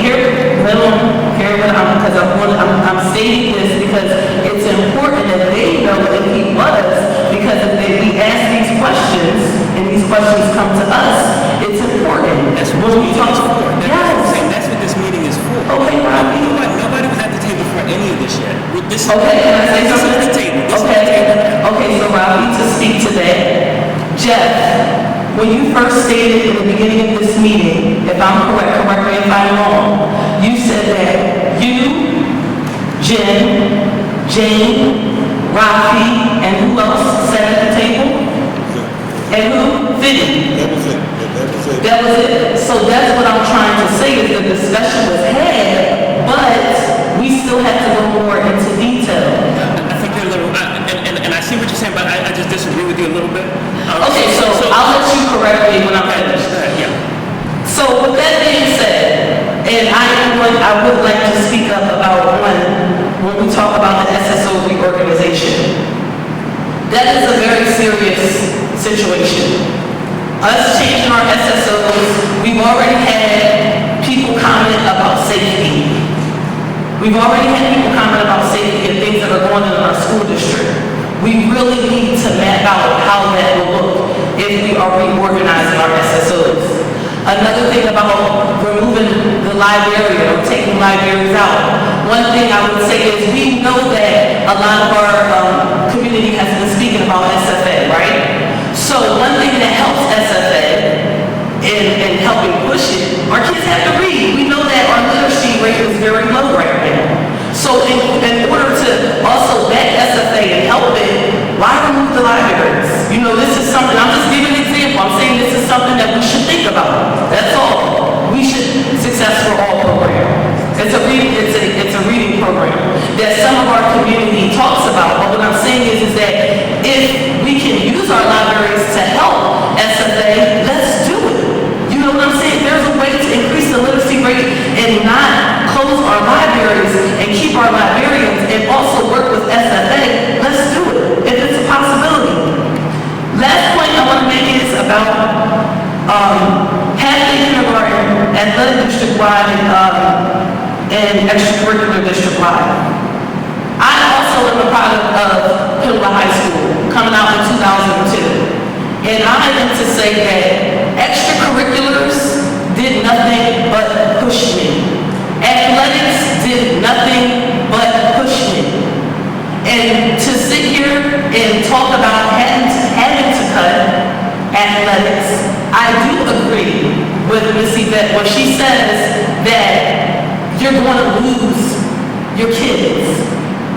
And I say this because of the fact that a lot of our kids, and I deal with them every single day, just like some of the teachers here and other administration, but our kids, it's not just all athletics. We look at academics, but you have to also look at the fact that athletics is a vehicle for some of our kids.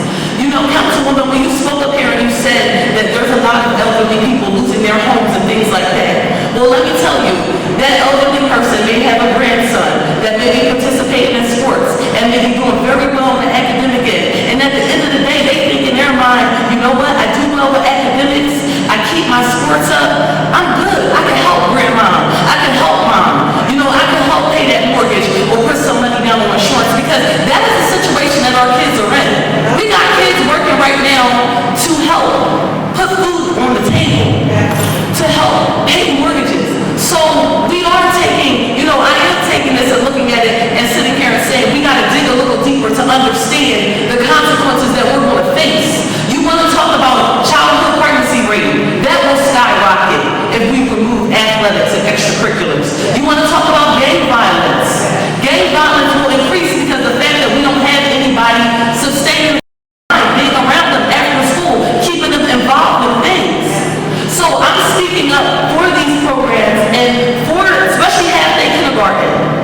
Half-day kindergarten, you know, like that is something else that we have to take a closer look at. If this meeting is about that, and that's what we said, we want to talk about everything that's out here, this is what I'm stating. Rocky said in the beginning that as far as a tax increase, he explained that he was not for all 3.7. He also explained that he did not know where everybody else sitting here were, and this is the reason why we're having a discussion.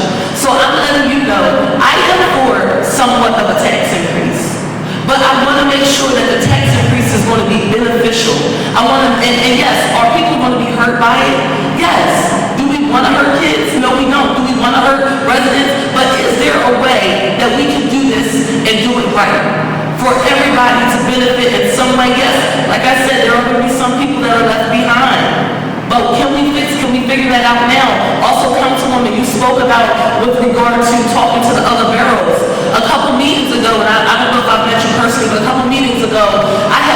about all of the boroughs coming together and trying to figure out how we can fix this issue with landlords not paying their taxes and being, like basically not good landlords. Well, we talked about this in a meeting, and some of the people that were there said they would get together and they'll figure out how we can come to some type of conclusion. But no one from the boroughs got together. Our biggest thing, what I'm saying is, we didn't talk to how. What I'm saying is, we're talking about the landlords. One second, Jen. But the point that I'm trying to make is, where she had made a point that the boroughs need to come together, what I'm saying is we did discuss this. We did discuss for all of our boroughs to come together, but it kind of left at the end. It wasn't a constant keep going on, figuring things out. That's the only point that I was making there. And I'm not going against what you're saying, but that's the only point that I'm trying to make. What has happened in between that meeting and now? Between the boroughs. So what I'm saying is, Right now, Morale wants to speak, although it was late, 2 board members left, one had to go to work. Yes. The fellow was not feeling well, just leave. And in a few minutes, as it keeps going on, I'll be the next one. Okay. Because not even that I'm a board director, I'm a taxpayer. Okay. And if I have to step down as a board member and come back on the floor to join my constituents, I will do so. I know we have to raise the taxes, but even if we raise them at 3.7%, we still have cuts to make. Yes. My question is, right now, have we made any cuts as of yet? Yes. What cuts have we made? I can't discuss that right now, Mary. You can't discuss that. But did you discuss them cuts to the board directors? So we're not out in the dark. We discussed them in executive session last week. Yeah, because there wasn't a really, a definite, and that's. It wasn't a definite, but names were named and positions were named. So, I just wanted to, so, Councilwoman, Darby has been working on it, so I don't want to leave out and say that Lansdowne or anybody else has not been working on it, but what I'm saying is the conversation is not to the forefront. We haven't really been discussing it as much, and maybe we need to revisit it to let people know we are working on, that's what I'm trying to get to. I'm not saying that people are just sitting on their hands, but my last point that I want to make is that we really, if you are going to really think about cutting in any type of way, extracurriculars and athletics, and half-day kindergarten to any point, we really need to sit down and discuss this and to a deeper conversation. Thank you.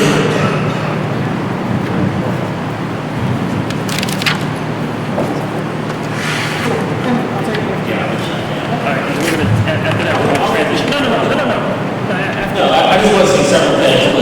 It's, obviously I'm a taxpayer and all that kind of stuff. We're all on the same boat. And however, I think as board members, we need to focus more on operating within the budget that we have. Because the state does give us X amount of money to do that. We spend so much time arguing what the state should be doing, what they should not be doing. We need to cut that. And we really, I should say this up front, that all my background is all in banking and finance. That's all I know. And when I look at our budget, I'm looking at the highest numbers that we're spending on. And it's giving Aramark $6 million in X, and these guys $5 million wide. And we're sitting here arguing about $100,000 sports budget? Are you kidding me? We're spending too much time on fighting each other. And we start revisiting our contracts. How do we benefit from these contracts? We should not sign contracts with people unless we benefit from them. Because that's just what we really should be doing in our budget and finance committee meetings. And also, we don't touch on these primary and secondary cuts. Just for the record, these cuts were given to us. Yes, that's the point. They were not discussed before, and that's what frustrates me. Yes. Is because there is no way in the world I would even put half a kindergarten. That's the one competitive advantage that we had in Southeast Delta. We're going to give that, even think about giving that away. We should have looked at something else. And these were, and Rafi, I didn't look at that crazy, because I know that's what you do. But I'm going to clear this up for you. But I showed up to every single budget meeting. And you're talking to a guy that's as busy as they probably work full time. I'm all over the place. You guys, anybody in Darby, but it's frustrating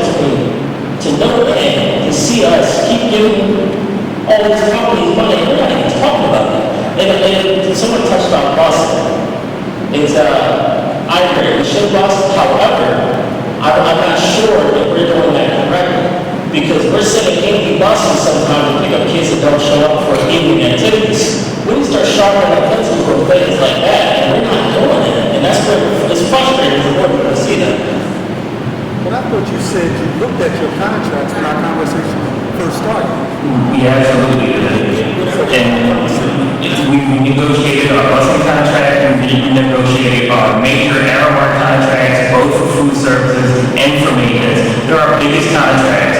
We went and renegotiated those. We renegotiated all of our bond structures. He's just a little bit inaccurate on some of those things. And then the other thing that I just want to address, because two people said, okay, because two people said as to why we had these conversations prior. I'm the chair of the Budget and Finance Committee. I had to have this conversation with our superintendent, with Jeff, with our school board president. I have to have this conversation. This is the second public meeting that we've had. This forum hasn't changed.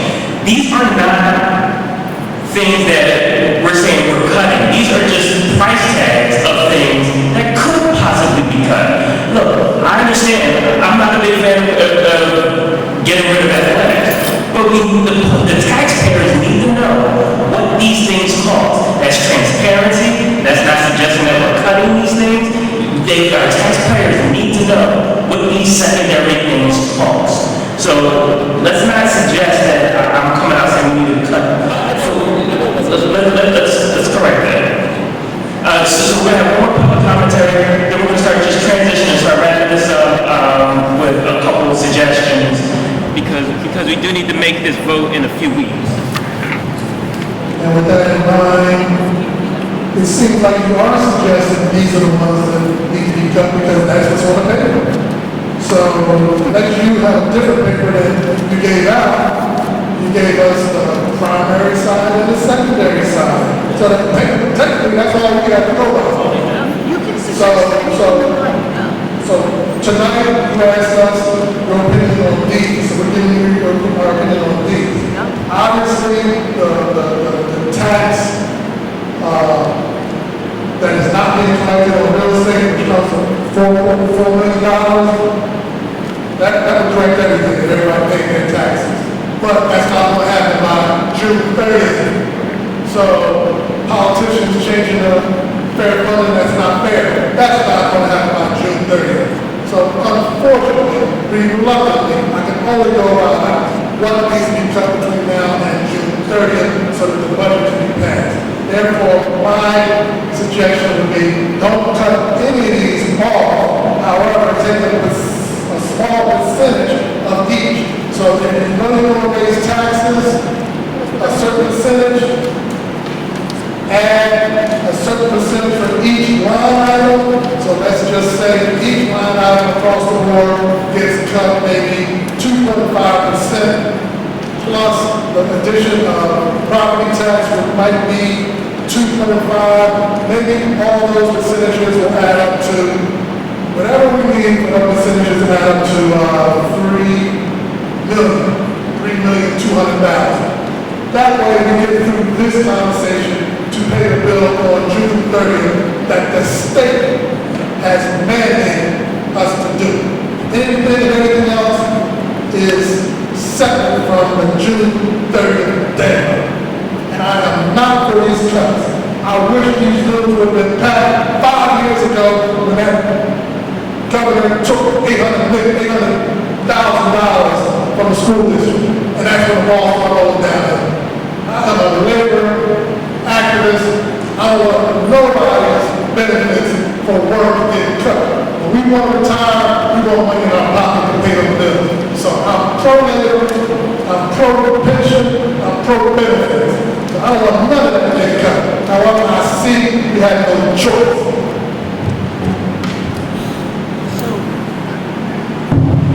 I just want to talk a little bit about the process. When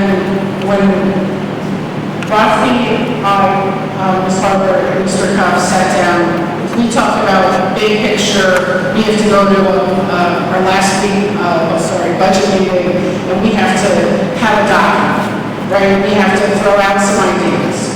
So last week at the meeting, I believe there were 5 school board members present. We went over this document in public. Then we went into executive session and talked about what's behind it, because it involves personnel, and until we're sure we're doing it, we would rather not set off mass panic until we're sure exactly. So, no, we didn't do anything. We didn't. Did what? Made personnel decisions without making a decision. We talked about it, but we did not make a decision. And you can't make a decision in executive session. Correct. None of this is a decision. There's no decisions been made. You were at that executive session. I know, you're right, no decision was made, but things happen afterwards. Okay, so Which is, that's the dilemma, that's the frustration. Okay. Is that you got a 3-person board just doing whatever you want to do. I didn't do anything, Darren. I didn't do anything. Okay, so let me throw out another thing to Mr. Brock so he understands. School district legislation is pretty interesting. So if we were to say you have 10 English teachers, we're going to remove 1 English teacher.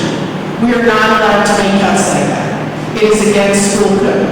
If we were to say we're getting rid of the English department, we could do that. But we cannot do onesies across the board. We have to take out programs. That's school code. Am I correct, Jeff? That's why I asked them to take just a percentage of the school program, not the whole. We can't do it that way. Can't you take out a school program and put it back? Different. Can you take out a school program if you can't take out 1 teacher, but you by school code, but you can take out an entire program by school code? Can you put the program back? No, we cannot. We could not put that exact program back. I didn't say exact. I said, can you put it back? So can it be different than what it was without violating the code? Probably not. Probably not. It's just, we were on the phone with our solicitor. Probably not. You repeat that again, so we're all clear? Can you repeat that again, please? So if state school code, if you have to take out a program. That is, you take out language, you take out all the gym, like you have to take out a program.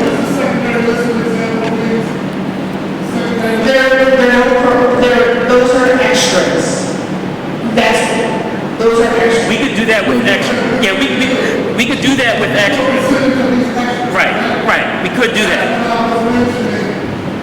That's why I said, from this entire list.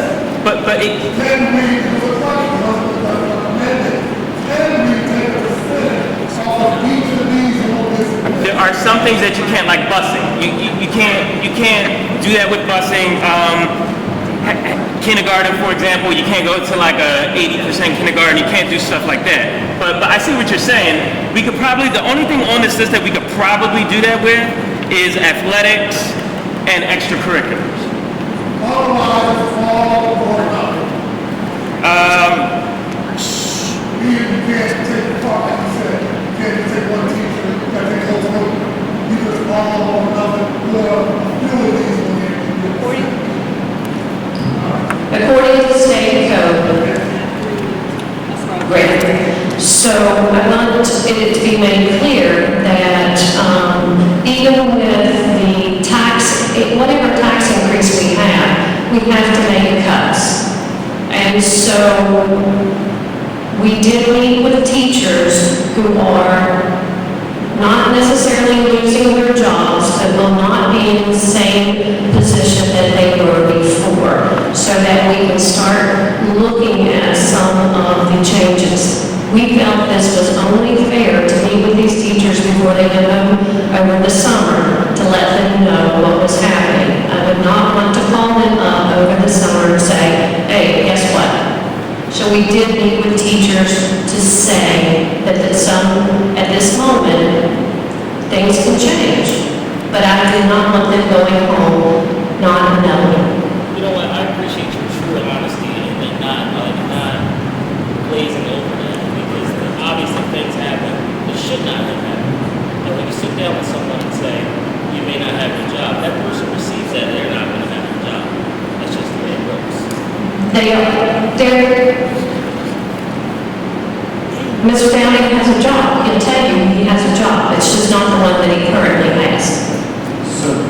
So just to clarify, the library's, I'm sorry, what's your last name? Me? Yeah. Kate.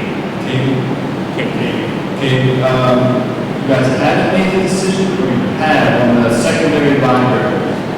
None of this stuff is decided. Okay, so it's still up in the air, you're still debating with the board about whether you're going to close or keep the secondary library open? Yes. Yeah. And that's why we're having this open discussion with everybody's input. But just keep in mind, with things that we want to keep, there has to be an offsetting increase.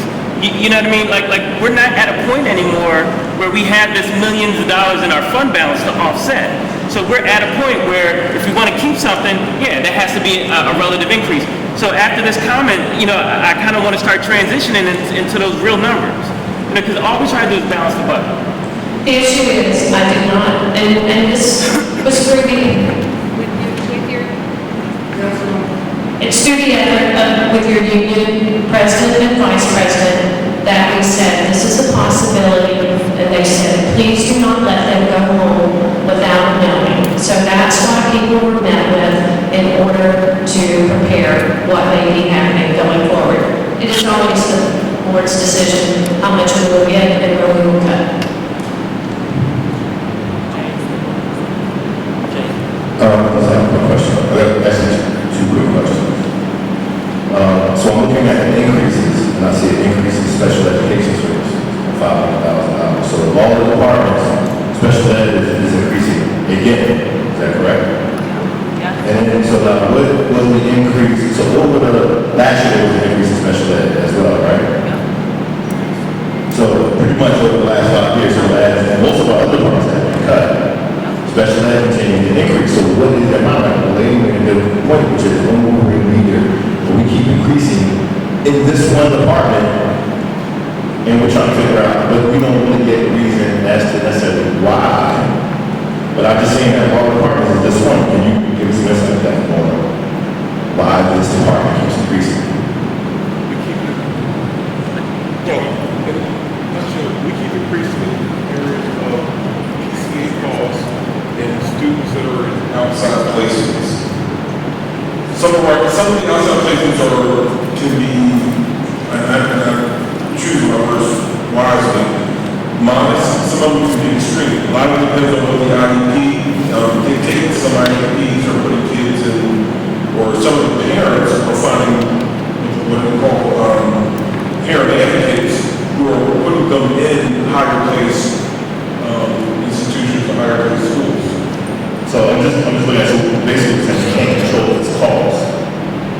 Because we're looking at it and saying that really we renegotiated our renegotiated buses, food services, so the major contracts have been renegotiated.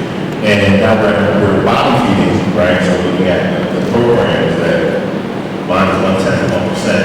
So we're bottom feeding. So my question is how do we control, now we have something here that we don't control, but I don't see any control parameters for that.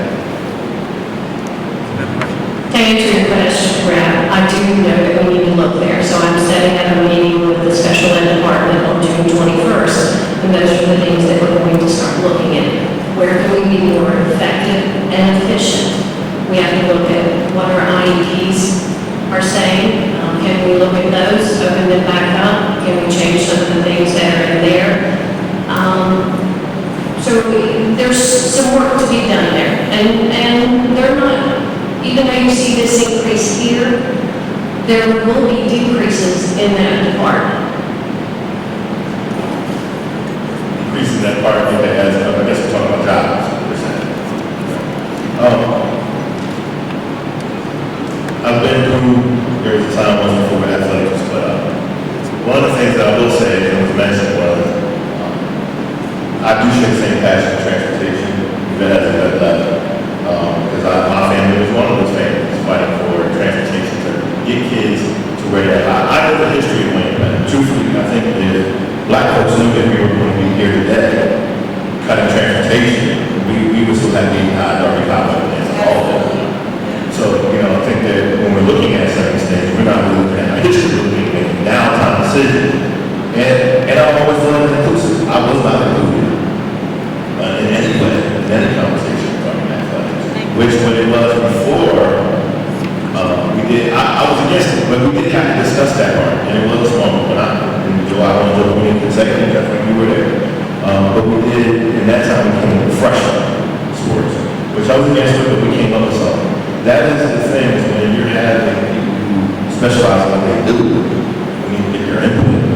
And I just feel like at times, we have this, it feels like, I just feel, like a small group is telling us what's best for this community. And that is the issue here. And that's why, truthfully, we're running off of 5 votes. We're not running off of being unanimous, working together. We're running off of 5 votes. Our leadership is a political process. It is not a together process. You guys are going together over here. We're saying different things. You guys are arguing debating who was there and who wasn't up here in front of everybody. And the reality of it is, so we're sitting on the inside saying, oh, what, talk to me? So I just say to you guys is that there's talk to that debate. And I think everybody's going to play their part. But the reality of this is, no specific minority group can tell us what's best for us. We got to get a unanimous process. We have to find out how we can benefit all of these communities and all of our kids. To really even have transportation and athletics and the same thing is really trying to provide kids to be stuck. We're not going to provide transportation. We need to bust them out so they go to different schools. If not, we're just really trying to keep our jobs. That's what we're doing. So we need to we talk about town hall. We have to get back into these communities and let them know exactly what's going on. Because it just feels like, from those of us that work on the inside and are in the community, it doesn't always seem like this makes sense. And then when we challenge it, it's like we're crazy or rebellious. We're being rebellious and not the program and therefore expendable. And so I look at this and I can't fathom how we can say in the same breath that we're going to cut athletics and transportation. That just doesn't make sense. We're not going to provide things. We need to set them out. Let's be a school district that sends out all our services, all our extracurriculars, all our programs, and then let us, the taxpayer, pay the price for not providing services. But if we're going to provide the services, let's support it. Let's figure out what costs we can control. Special ed might not be nice. We're on the same team inside, but it's a cost that keeps rising every year, and it's quiet. It's quiet, and it's choking us. And we have so many people in this district that we don't know. So that's my point. Thanks for my time. And save the libraries.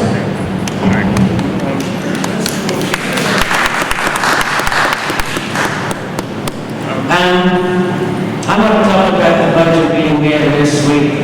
Yes, there was 5 board members, obviously, who made it. This was brought to our attention, column 1, column 2. We did not take a vote. We went to executive session. In executive session, we cannot vote. It was brought to our attention, either we go number 1 and make a tax cut there, or it saves. Column 2, make the cut there, or it saves. Jack, did we take any votes this week? And if so, you have a names you voted and you not voted? No vote was taken. But I'm just told we took a vote and there's already cuts been made. Which I am not aware of, and I got a call today. Why did I lose my job? And I was like, I don't have the answer. So we were just told, column 1 would save us this much, cuts, column 2 would save us that much. But there was no vote taken. An executive session by law, you cannot take a vote. So I just want to be clarified that I'm not going to speak for everybody, I was unaware that we're already making cuts. And that kind of concerns me. So I'm just letting the public know, this is how I feel as a school board director. And I've been doing this a long time. Thank you.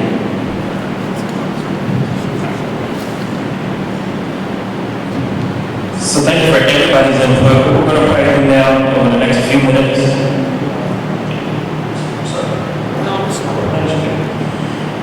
is start transitioning this conversation into actual numbers. And before we do, I just want to say two things. One, on this upcoming Friday, our state reps, Margo Davidson and Leanne Kruger-Brand, who's a little deeper in Delaware County, they're having a town hall right here at the auxiliary gym, right at the end of the building here, to give more insight on the state perspective of how they come up with this funding. For the record, we spent too much time talking about what they're doing and not what we do. And hopefully they're going to show up at more meetings. That'd be great. Last week we had a meeting. Not one vote has been made on any of this. So we've had these open public forums to be able to be as transparent as possible, and to get as much community that you really do appreciate. So not to keep you all here too much longer tonight, I want to get an idea of where we are. So by on the 26th, we're not having the same kind of dialogue. It's not fair to taxpayers. It's not fair to our employees. I think we need to have some direction. I'm not asking you to place a vote today. Nothing has been decided, but absolutely, if for example, the majority of us decide that transportation is important, where is the other money coming from? Are you going to say, hey, we want more of an increase? What are we going to do? So I would love to have had the other board members who had to go, but is anybody else besides me comfortable in putting their numbers out there and just having something that we can bounce off in the community and get an idea? Is anybody else there?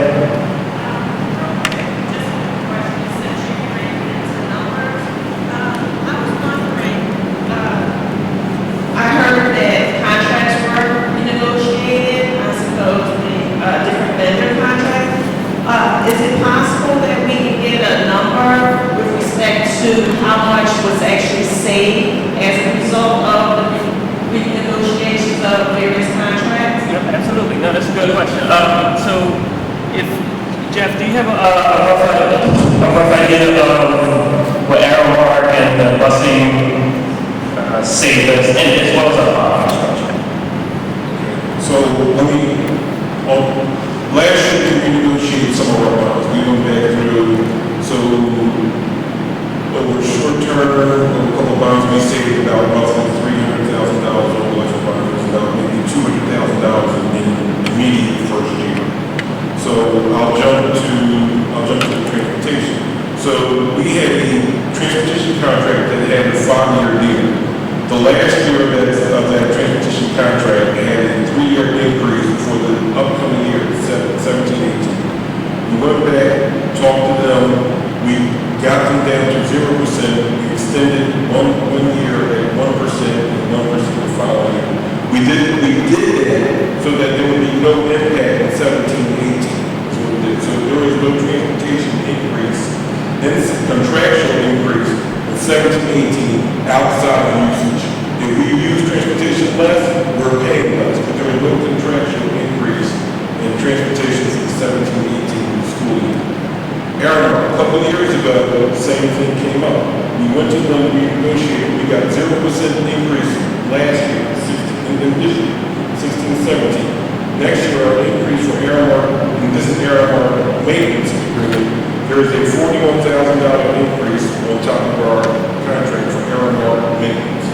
Food service is a totally separate entity for Aramark food service. That's totally separate, runs out of a separate fund, does not affect the general fund.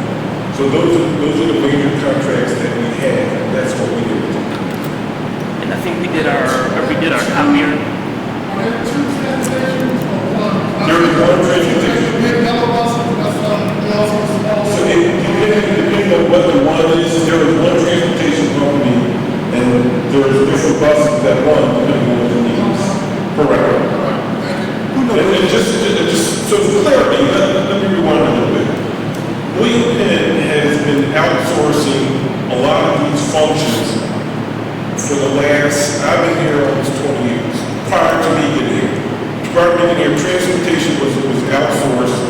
20 plus years ago.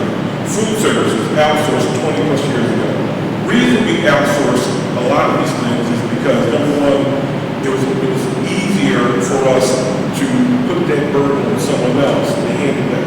We were not in the business of handling a lot of the workers' comp issues, a lot of other issues that come up with those type of industries. So we outsourced them. The most recent outsourcing that we did was our maintenance. And that was because, again, go back to what I stated earlier in our conversation, Peter's cost, retirement cost was skyrocketing. So in that particular year, we saw a savings that we outsourced the maintenance agreement, that we would save money that year for the budget. And that's what we did.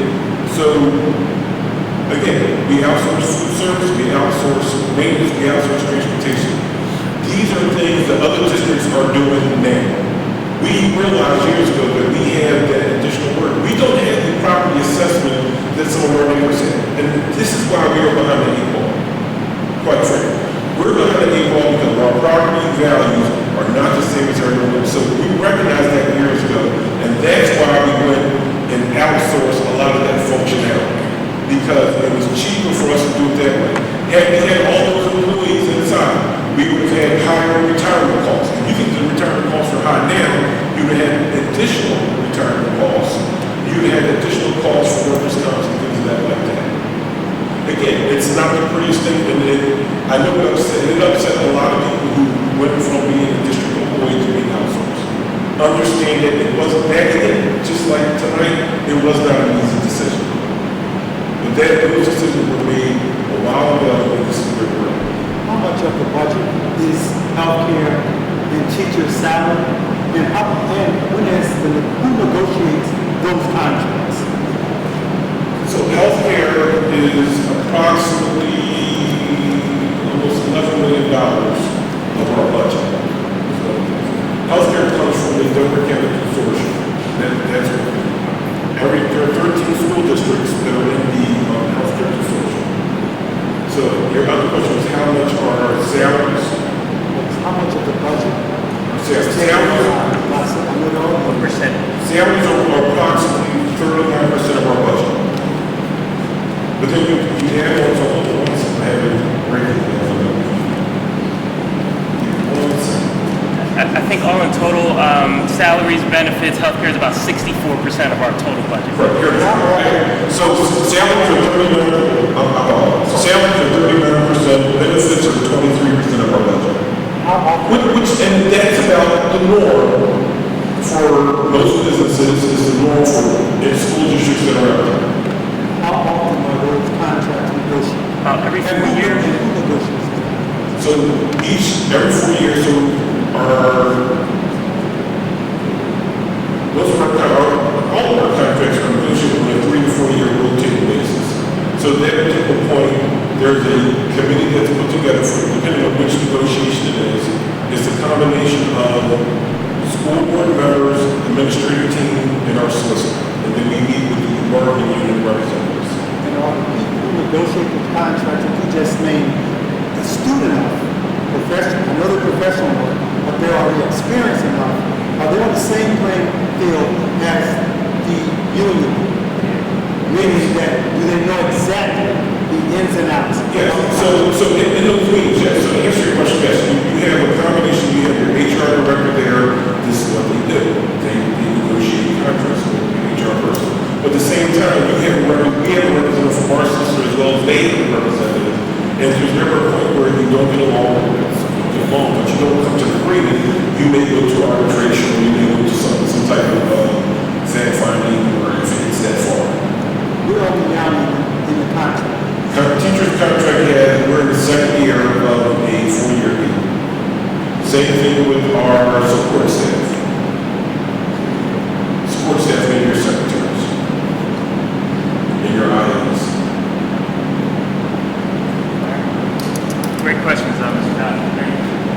Thank you, Jim. So, I'm looking at a lot of sleepy faces. Let's start wrapping this up. I want to have some more commentary. We haven't heard from Mr. Wright yet. No, not today. I have one question. Sure.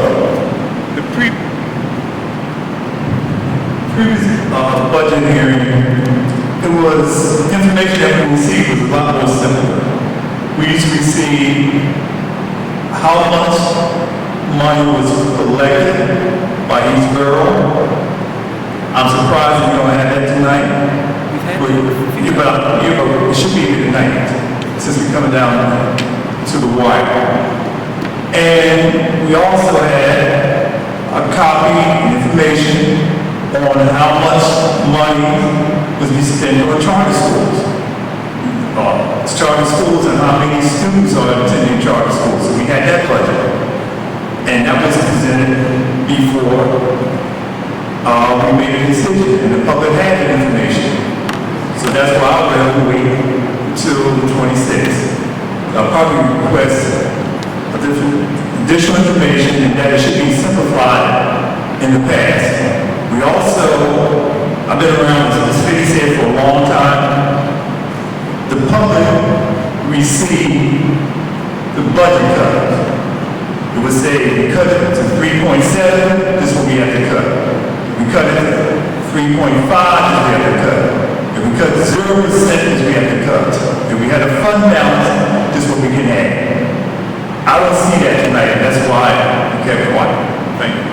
Thank you. And the reason why we're doing that a little differently is because we want the public feedback.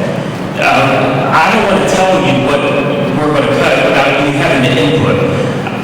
That's what happened in previous budgets, and our public doesn't have the tolerance for that anymore. We've had that data.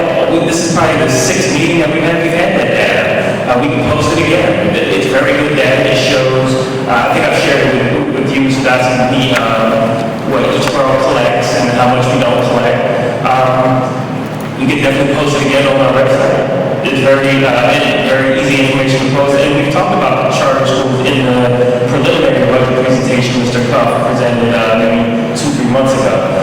So unfortunately, I don't believe we can wait for your input until the 26th, but if that's how, you want to go, that's perfectly fine.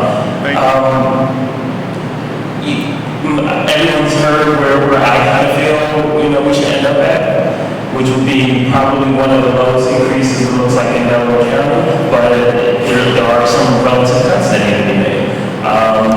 I don't feel transportation and for the kindergarten cut. I think those are probably essentials for me, but I do think we need to reduce the athletics maybe.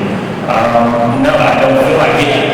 What does that mean? What does that mean? I don't know, maybe look at some sports, maybe we don't have to have everything, but maybe there are some sports, maybe with some... If it's an idea, what does that mean? I don't know, that's why I'm having this conversation, I don't know. I don't know. This isn't a vote today, this is just feedback. I'm not voting, but you use some nice words. That's, you know what I mean? Like, you said that 3 times, I'll let it go the first 2 times. Use some nice words to really not say... Mr. Perry, I'm the only one that can make a suggestion. I'm not the entire board, I'm the only one making suggestions. I just want to say one thing that when you use property assessments, you say our assessments of our properties are less than our neighboring school districts, which is hurting our taxes, correct? But we know that our appraisals and our tax assessments are based on our time to our schools.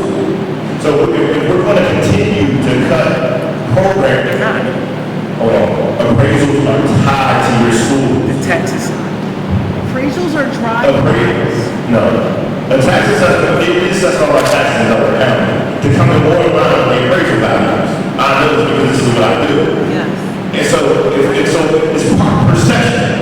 So if we're cutting the program, how are we changing the perception that we're having in various schools? We're just kind of hustling back. We're talking in nice words, we're not saying what we mean. It's also because that we also have to answer to taxpayers as well. And I can't justify to my taxpayers why they're the only ones every year that have to feel it. And there has to be a trade-off. All I'm saying is there has to be a trade-off. And I don't know all the answers. That's why we're having this meeting. And that's why we're going to suggestions. I don't have all the answers. But you're making the cuts before you get there. This is just suggestions, Mr. Curry. I have no idea what we're cutting. Nobody else is making any suggestions. I don't know. Yeah. So, really, in essence, forget input, like we're talking about class, we're talking about special ed, we're having a session on the 21st. Meeting's the 26th. Like, we need to have, we should have had this input. We had these meetings, Mr. Kerr. We had special ed, Mr. Dotson was there. We had a special ed presentation, a meeting just dedicated to just that. We had all of these meetings. The increase of PCAs was never discussed. The increase at the special ed, I was there as well, and I asked that question to Catherine. I asked her, and she said she was going to get back to us with information with regard to within the past 5 years, the PCAs has increased, but we never got anything written out stating why. We didn't. We did, if anyone. I mean, if we didn't, Jeff. she had a whole written presentation with tons of facts and figures. Jeff, did anyone ever ask for the breakdown of why PCAs were being increased or request any data or anything showing an increase in how much we were spending with our PCAs? Because if I'm correct, with the increase of PCAs, we've just actually started talking about that. We haven't even revisited in the past 5 years. IEPs drive the PCA. I understand that. That's not something that we have no idea next year how many IEP. Well, we have a rough idea, but what happened this past year is we had an increased number of PCA assignments that weren't budgeted, so that blew through. See, you can't say that you can't have a PCA. The IEP and the courts. Okay, I'm not saying that we need. I'm not saying that we need to not have a PCA. We have to have PCAs. What I'm saying is that the spending on the PCAs was never really discussed in the increase. So like you're saying, we needed more PCAs, but that goes back to the fact of what he just said with increasing, can we maintain our special education? I think we should, and I agree that we should. So let's talk about those numbers. That's all I'm saying. I absolutely think that we spend too much on PCA costs. That's why I suggested that Catherine Reese and I make that presentation to the public so we can have an idea how that impacts the budget. But we didn't. But that's what I'm saying. We're talking about here cutting the things that we're talking about cutting. This is another thing. The things that we are discussing on cutting. Can some of the funds, like into our PCAs, if we can cut the cost in any type of way of our PCAs, or even outsource anything with our PCAs or special education, could that help us save money without making cuts? Almost every piece of special ed is outsourced already. And there are within the special ed employee structure some suggestions for it to be reduced. So it goes back. So that's a lot lower than what it could have been. So it goes back to the fact of, can we maintain our special education? As we see that it's rising, our increase of IEPs, we have an increase of IEPs.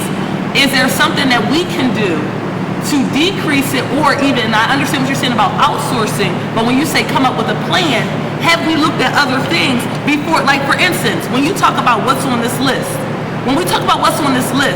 no, the board did not have complete impact of the decision. These things are on the list. And that is why there is so much disconnect, because the things that were picked on this list, we didn't know everything that was picked. It's just a list. This isn't saying that these are the things that happen, because this is just putting things on a number for our public to have an idea of how much these things cost. Okay, right? So it's just a list. So what I'm saying is, if it's just a list, then our librarian should have never been notified about his job possibly being cut, because it's just a list. But that's a courtesy. Yes, absolutely. Look. Hold on. But wait, do you do that? It's here. If somebody has a job, if I come to you and say it's a possibility you might not be back next year, you don't. That doesn't like that doesn't. Look, it beats the alternative. Let me just tell you something. That job. Let me just suggest something. He doesn't lose his job. He gets another job. And I understand that, but what I'm saying is, there's a courtesy. You're talking about, you say he gets another job, but with closing our libraries, or all right, let me rephrase it. Not having a librarian in our school district, if you're cutting librarians, with knowing that we have an issue with literacy, which we talked about, and this comes up in every meeting. Why was it not discussed? Okay, it should be written down here. It should be somewhere that libraries is something that has a possibility, the librarian's position has a possibility of being cut, because you said this is a list. So if the list is not set forth and it's not a go, then therefore the list, it should have been broke down differently. Coach, everybody has a vote. Everybody has a vote of what they want, what they don't want. Everybody has a vote and opinion. I agree. It's all going to be different, but we know that by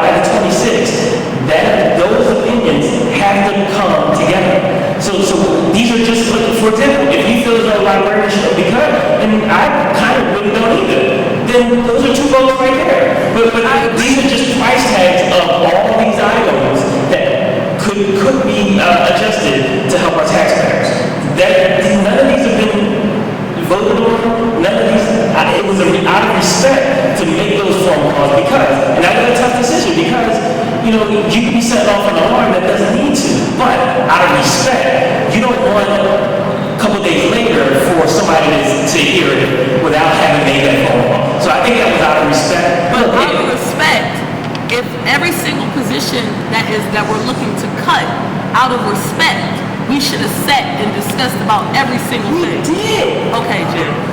You just weren't at that meeting. We had that discussion. I'll discuss with you off board. But we had that discussion. Okay. Last week we had that discussion. Okay. All right. I have something to say to that. So I want to be clear, after the meeting, both Rafi and I reached out to board members that weren't there. A couple of them I sent my document in my notes. Yep. And I especially said to you, you need to get in and talk to Jeff and Jane before this meeting, multiple times. Yep. So if that had happened, you would have understood primary budget savings to a T. Yes, it did happen, and I would like to say the librarian's position was not on the paperwork. You talked to Jeff? Jeff, was librarian position on any, did we discuss anything about? You didn't talk to Jeff? Yes, I did. I did talk to Jeff. I'm talking about the librarian position. So the librarians were discussed in executive session. So what I'm saying is I would not know if it was an executive session. No, if you would have talked to Jeff and Jane, you would have known everything that was said in executive And I session. did talk to Jeff. Well, I don't want to get in the middle, but Jeff said you did talk to him last week. Okay. All right, so where I'm at, summer's in the threes. I hate everything on the secondary budget savings with a huge passion. Those things were put there because when you're dealing with state standards that say you can't cut a program, this is sort of the big picture items you're left with. I don't like anything, so if I do my math, the budget gap is 3-point-something million.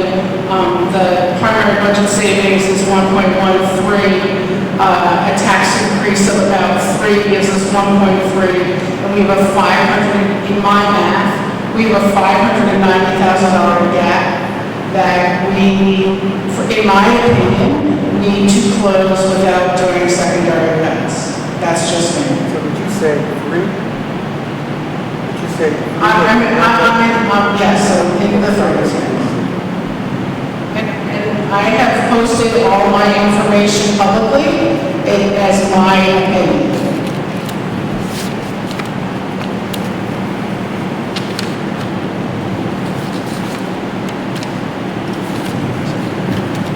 Any other comments? Mark, what do you think? He's asking for Robert Wright to respond. He said he's not responding. So I just wanted to mention about PCAs. When I started in special ed, we had TSS workers that were paid for by mental health agencies. Mental health agencies had stopped paying for TSS workers, which is why we had to take on the expense of hiring personal care assistants. So it does continue to increase, but that's probably 5 or 6 years ago. And I think that's when we saw that number go up, was because hopefully, Northwest Health Services, those agencies stopped paying for it. Also, early intervention sends students to our school with IEPs. And whenever it's written in that IEP, a child entering kindergarten, we have to a student coming, a 6th grader coming, a 10th grader coming with an IEP, we have to honor what is in that IEP. It's federally regulated. So going into IEPs, making sure they don't have excess is a great thing, auditing IEPs. But what we do in this district, I'm a facilitator. I can speak to every student that's below grade level in reading in my school, and we work, create interventions, implement interventions consistently to keep those students out of special ed. So that's what we are doing. And that's a great thing. It doesn't happen in my children's school. I go there and I expect exactly what I gave to my students here for my own children Ridley, who has zero fund balance, doesn't do that. And we do. So we should be proud of the fact that our teachers can talk about every student and quarterly works on making those students make growth. So that's how we're going to keep the special ed budget down. Thank you.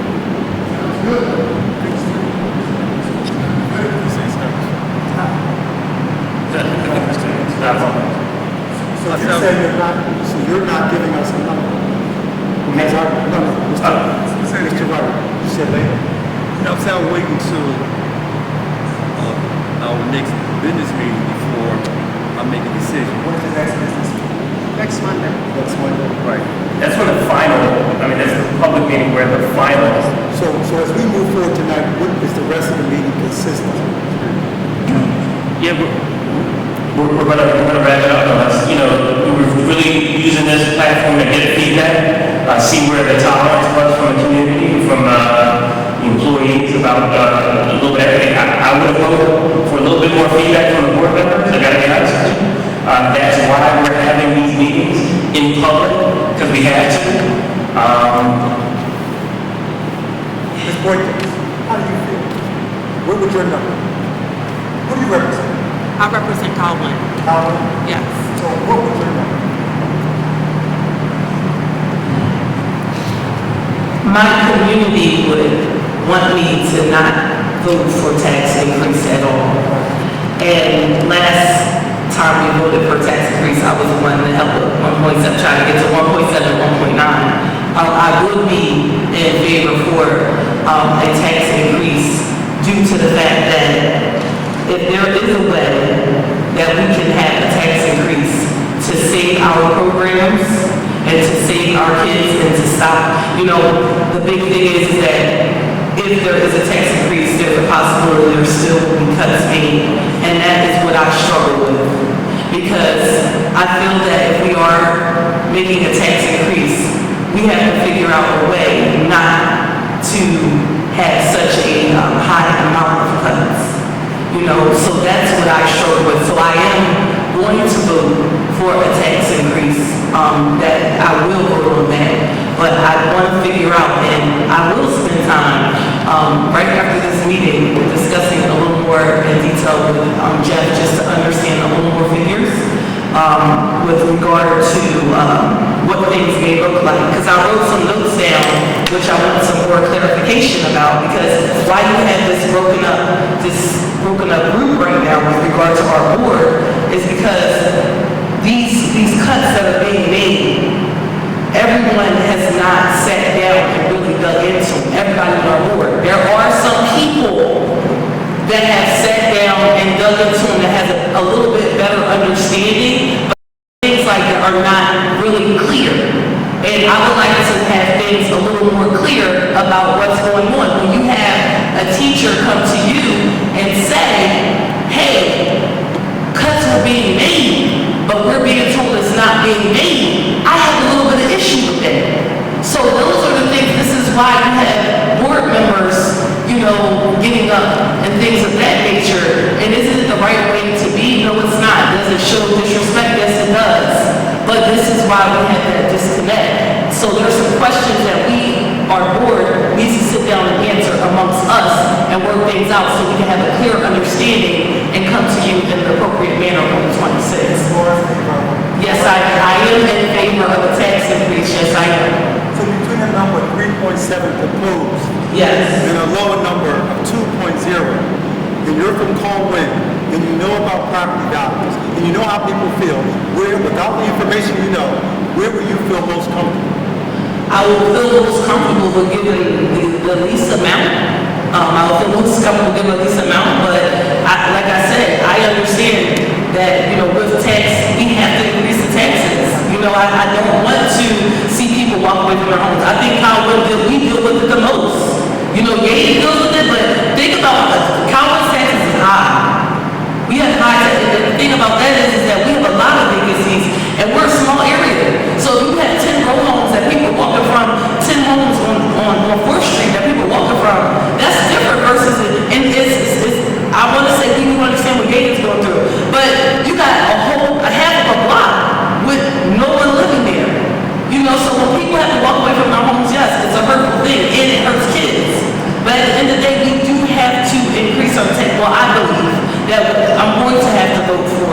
increasing the taxes in some way to help our children. Thank you. For clarification, just to make sure, didn't I hear you say that the tax increase is going to be mandatory plus comes as opposed to what Malik said, a possibility of tax increase? It's a combination. Plus, can we take out the word possibility? Isn't all this based on definitely a tax increase plus whatever cuts we come to? That's definitely. So don't use the word possibility when you go back to your constituents. It's a mandate that in order to reach this budget, that taxes will go up. So that's not using the word Cuts will be made. I think every year, and you know, I'm very public and I'm very accountable with this decision. No, I know. No, I know. I know you're not. I know you're not taking that in. When I talk about people, I'm not going to let them blame the school board and use that as political doctrine, political suicide. Oh, they raised taxes, we got to vote out. I don't play that game. Right. The way I see it is, the way, if schools are continuing to be funded the way they are, every year you should probably anticipate some sort of tax increase. Now, they give you an index to go up to every single year, and it's an inflation index. I mean, 3.7% is the inflation index. It's the cost that everything else in the world is going up to. That if your school district stays under that, that's a relative decrease in a way, because everything else is going up. But if you're going to stay under that 3.7, what you're saying is you're not going to your taxpayers and making them incur that cost of living every single year. So the way schools are funded right now, probably every single year, you should probably anticipate a tax increase. Now, if the state, the federal government, or our boroughs do something almost magical, for example, Marple and Ridley had a lot of development over the past couple years. They were able to afford no increase because now they have new parcels, they've increased their revenue, now they have new parcels adding to that revenue, so they don't have to go to the tax. No, I disagree there. I think there are plenty of businesses, investors, and the foreclosures. Look at the foreclosures. I mean, this is where the boroughs can really jump in and help us. And so with that topic, I'd like to schedule we had a very successful breakfast, community breakfast a couple weeks ago, probably a month ago, 2 months ago, and April 29th, it feels like yesterday. And there were borough mayors, tax collectors, borough council folks, just regular community leaders. And I thought it was really good dialogue because we got a chance to talk about those law numbers. And we had boroughs pitch in with ideas of how they can help offset this. Darby had a lot of really good recommendations. And I know that conversation has taken legs down to enact some decisions, hopefully they'll make over the next couple of weeks, of how they approach having multiple occupancies in their boroughs. Those are the little things that our boroughs can do to really, really help us out, maintain, increase that revenue, because the more revenue we increase that way, off the things that we're not currently collecting, is really going to help offset and reduce what the folks who do pay on a consistent basis. It helps reduce their burden, and that's part of the game. It's helping the taxpayers and the students. That's every decision that's made. That's got to be the crux of it. Look, this is going to be a relatively ugly budget, but Next year's going to be worse. yeah, next year could be worse if the assessments are being done between this year and 2020. Right, but you also look at the federal government and their role, and if they diminish their role even further in public schools and special education. So the lights might go out. I'm not going to be predicting that. But what I'm saying is that it can't continue like this can't continue. That we can't fund schools like this. For instance, we have a funding formula.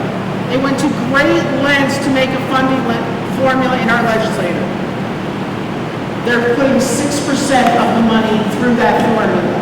Now, why did you develop a formula, you know you need a formula, and you're only gonna put new money in it, right? That's not okay. So that new money is about $100 million this year.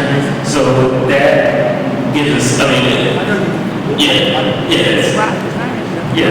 So one more in the wrap up. Hey Jeff,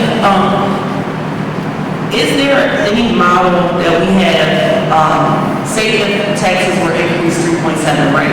There was a vote that passed for 3.7. Do we have, or have we written out anything that what it would look like if we went up to 3.7 as with regard to cuts?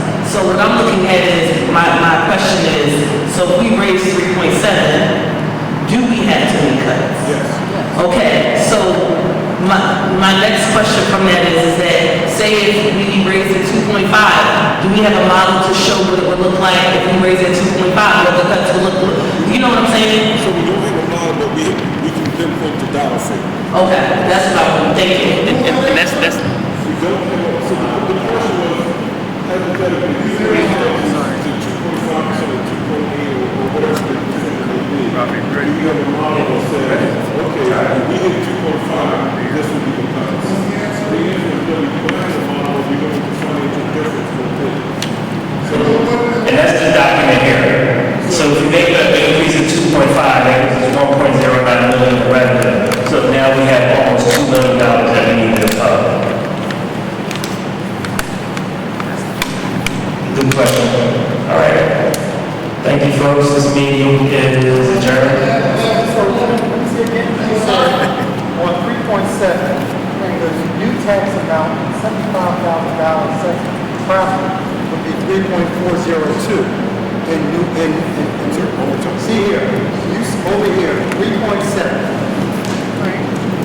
increase, right? Based on the $75,000 assessed value tax increase, we give you we have to pay $121 more per year, which translates into $3.4 million. No. This 1.6 under the new revenue, Under new tax new total revenue, $1.6. that would add $1.6 million. So if you had a full tax increase of 3.7%, What is this amount? What is this calculation over here that says new tax amount? That's it, that would be for their property. So let me go through this document. So that's only $3,000. That's $3,000. So, That's what the homeowner would pay in taxes. right, so, School tax. Right. so if you look at this document's broken up into four categories. So the second big category, where up top is revenue increase, collection estimate, and new total revenue. So let's look at that section, right? And let's just go to 3.7 just for sake of word. Right. So if we did 3.7, we would generate $1.8 million in revenue for the district. What we would generate. But we know that the district collects at 90% collection rate. So that 90% collection rate would be the $1.6 million. So if we raise taxes, $3.7 million, the district would gain 1.6. Which is still not enough, correct? So that means your cuts would have to be the difference. Between $3 million and that 1.6 figure. Okay, now, going back to the library. So how would you that's 90% collection rate. What is the best amount that you can collect? 90%. So far, so that's factored in. So that's factored. Hold on, that's factored in right there. What is the current collection rate? 90%. What's needed? So I'm pretty sure that, so just as Mr. Wright had asked, we have provided that document where we show what the collection rate is per district. We provide that document about 3 times this year. And if you go through, you can go about borough and you can go back historically and you'll see what the collection rate is. So historically for the district wide, it's about 90% collection rate historically over the last 7-8 years. So I'm going to adjourn so the folks can go, but let's still answer whatever questions you have. Is that all right? All right. Yeah. Thanks. Meeting's adjourned. Thank you, folks. No, because these are good questions, and I don't want